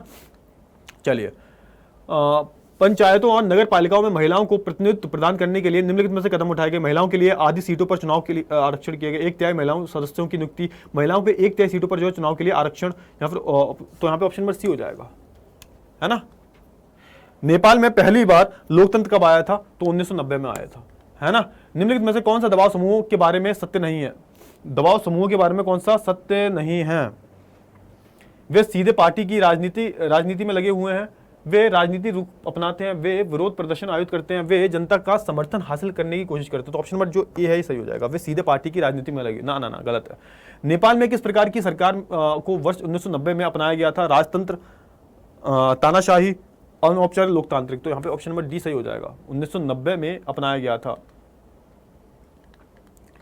नेपाल में अप्रैल 2006 में आंदोलन के परिणामों के बाद जो है निम्नलिखित में से कौन सा कथन सत्य नहीं है? माओवादी स्पष्ट, जहाँ पे 231वां प्रश्न है बेटा, अच्छा प्रश्न है, 231वां प्रश्न है, और इसका आंसर क्या होगा? माओवादी स्पष्ट बहुमत के साथ सत्ता में आए, माओवादी स्पष्ट बहुमत के साथ सत्ता में आए, या फिर ऑप्शन नंबर जो बी होगा, ये दोनों सत्ता में नहीं आए होगा। यहाँ पे पहला तो ऑप्शन लिख दो, नहीं आए, तो ऑप्शन नंबर बी क्या हो जाएगा? सही हो जाएगा,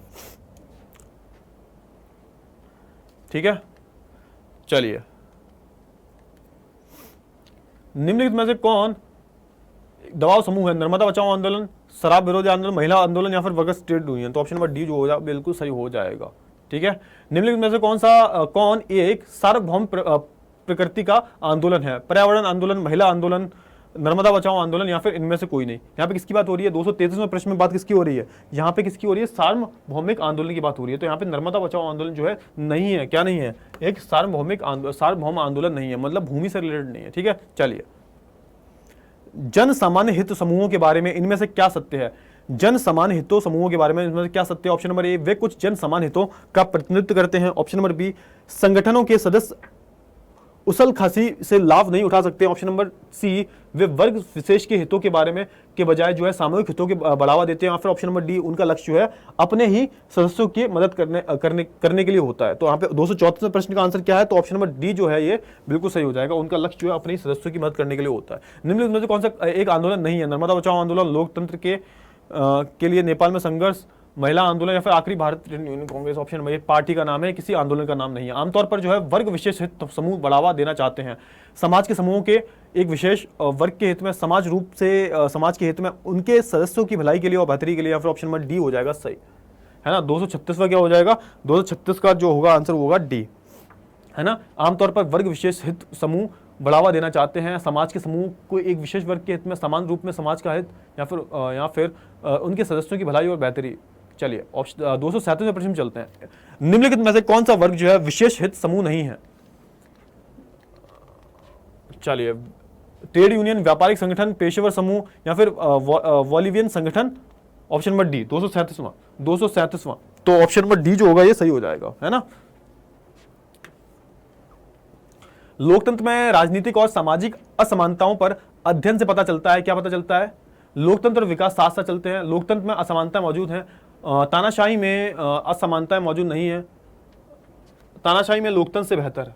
तो यहाँ पे लोकतंत्र में क्या है, असमानताएं मौजूद है ना। इनमें से किस देश में आधी आबादी गरीबों में रहती है, बांग्लादेश। कौन सा शासन व्यवस्था आमतौर पर सामाजिक प्रतिद्वंदियों को कम करने और सामाजिक तनाव की संभावना को कम करने के लिए एक प्रक्रिया विकसित करता है, लोकतांत्रिक, पता होना चाहिए। तो लोकतंत्र में निर्णय लेने और क्रियाकलाप में देरी क्यों होती है भाई देरी, रुको थोड़ा सा रुक जाओ। सरकार निर्णय लेने में आती है, लोग विचार, हाँ तो ऑप्शन नंबर सी हो जाएगा। लोकतंत्र में विचार विमर्श बहुत ज्यादा किया जाता है ना। चलिए लोकतंत्र सरकार का बेहतर रूप है क्योंकि यह नागरिकों के बीच में समानता को बढ़ावा देती है। तो यहाँ पे उपरोक्त सभी हो जाएंगे। चलिए ज्यादा क्वेश्चन बचे नहीं हुए हैं, ज्यादा जो प्रश्न है वो नहीं बचे हुए हैं, आगे बढ़ते हैं। निम्नलिखित में से कौन सा कथन जो है लोकतंत्र में आर्थिक लाभ के वितरण के संबंध में सत्य है, 243वां क्वेश्चन है।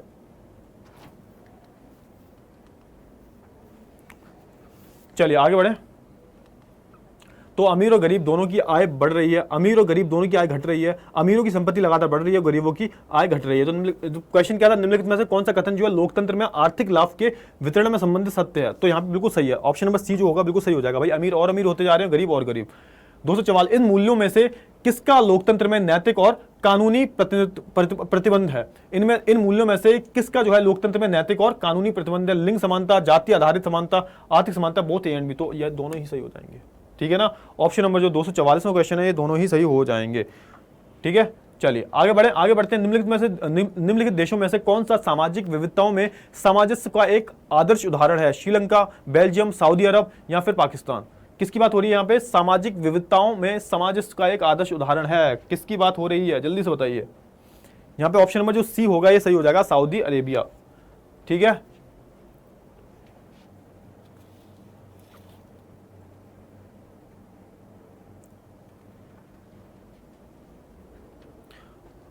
अच्छा सऊदी अरेबिया नहीं होगा बेटा इसका, सॉरी इसका बेल्जियम हो जाएगा, बेल्जियम। ऑप्शन नंबर बी सही होगा इसका, है ना।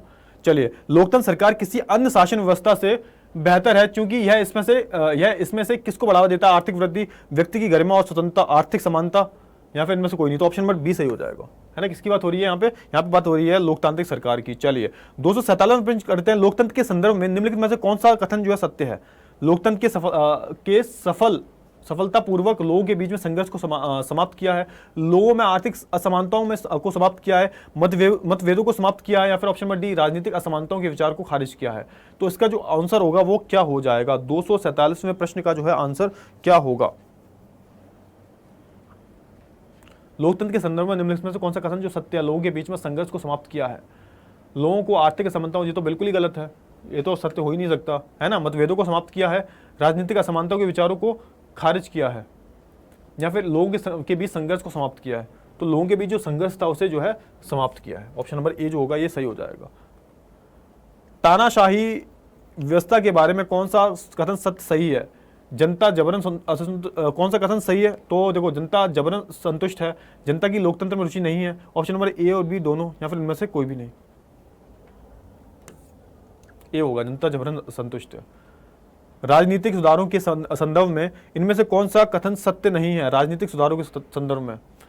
तो बेटा ये देखो कर लेना आप लोग, है ना। चलिए 249 में राजनीतिक सुधारों के संबंध में कौन सा कथन सत्य नहीं है। कानूनी उपाय कभी कभी प्रतिकूल साबित हो सकते हैं, मीडिया को सक्रिय भूमिका निभानी चाहिए, कानूनी उपाय हमेशा राजनीति में सुधार करने में मदद करते हैं। राजनीति सशक्तिकरण और नागरिकों की भागीदारी से मदद मिलती है। तो यहाँ पे क्वेश्चन क्या है, राजनीतिक सुधारों के संबंध में इनमें से कौन सा कथन सत्य नहीं है। मीडिया को सक्रिय भूमिका निभानी चाहिए। कानून उपाय कभी कभी प्रतिकूल साबित हो सकते हैं। या फिर ऑप्शन नंबर सी, कानूनी उपाय हमेशा राजनीति में सुधार करने में सक्षम होते हैं। या फिर ऑप्शन नंबर डी, राजनीतिक सशक्तिकरण और नागरिकों की भागीदारी से एक मिनट को मदद मिलती है। ऑप्शन नंबर जो बेटा ए होगा ये सही हो जाएगा इसका, है ना। चलिए 250वां क्वेश्चन करते हैं।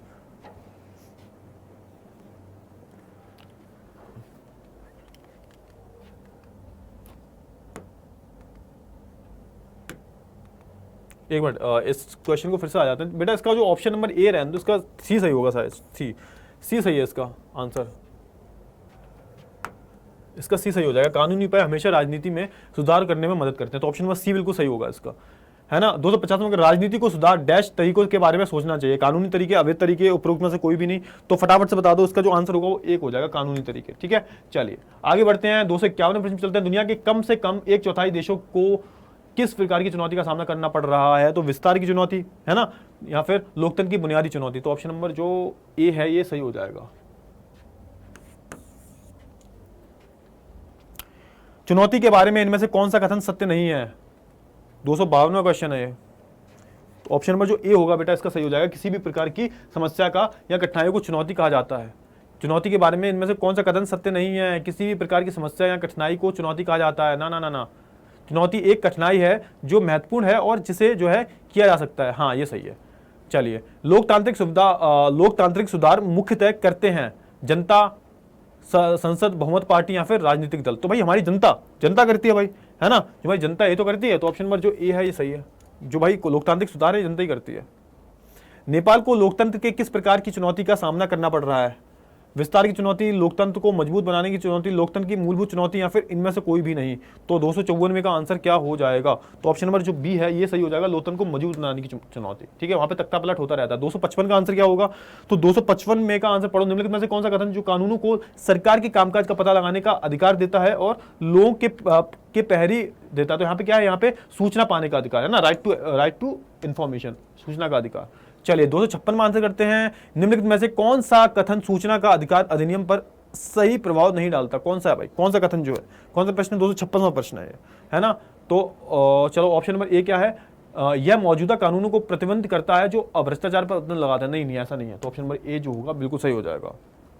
चलिए 257 करो। विश्व का सबसे बड़ा लोकतांत्रिक देश कौन सा है। तुम्हारा भारत है। और सबसे पुराना कौन सा है, तो अमेरिका है। तो ये भी याद रखना है आपको। निम्नलिखित किस देश के समक्ष लोकतंत्र को माओवादियों की चुनौती का सामना करना पड़ रहा है।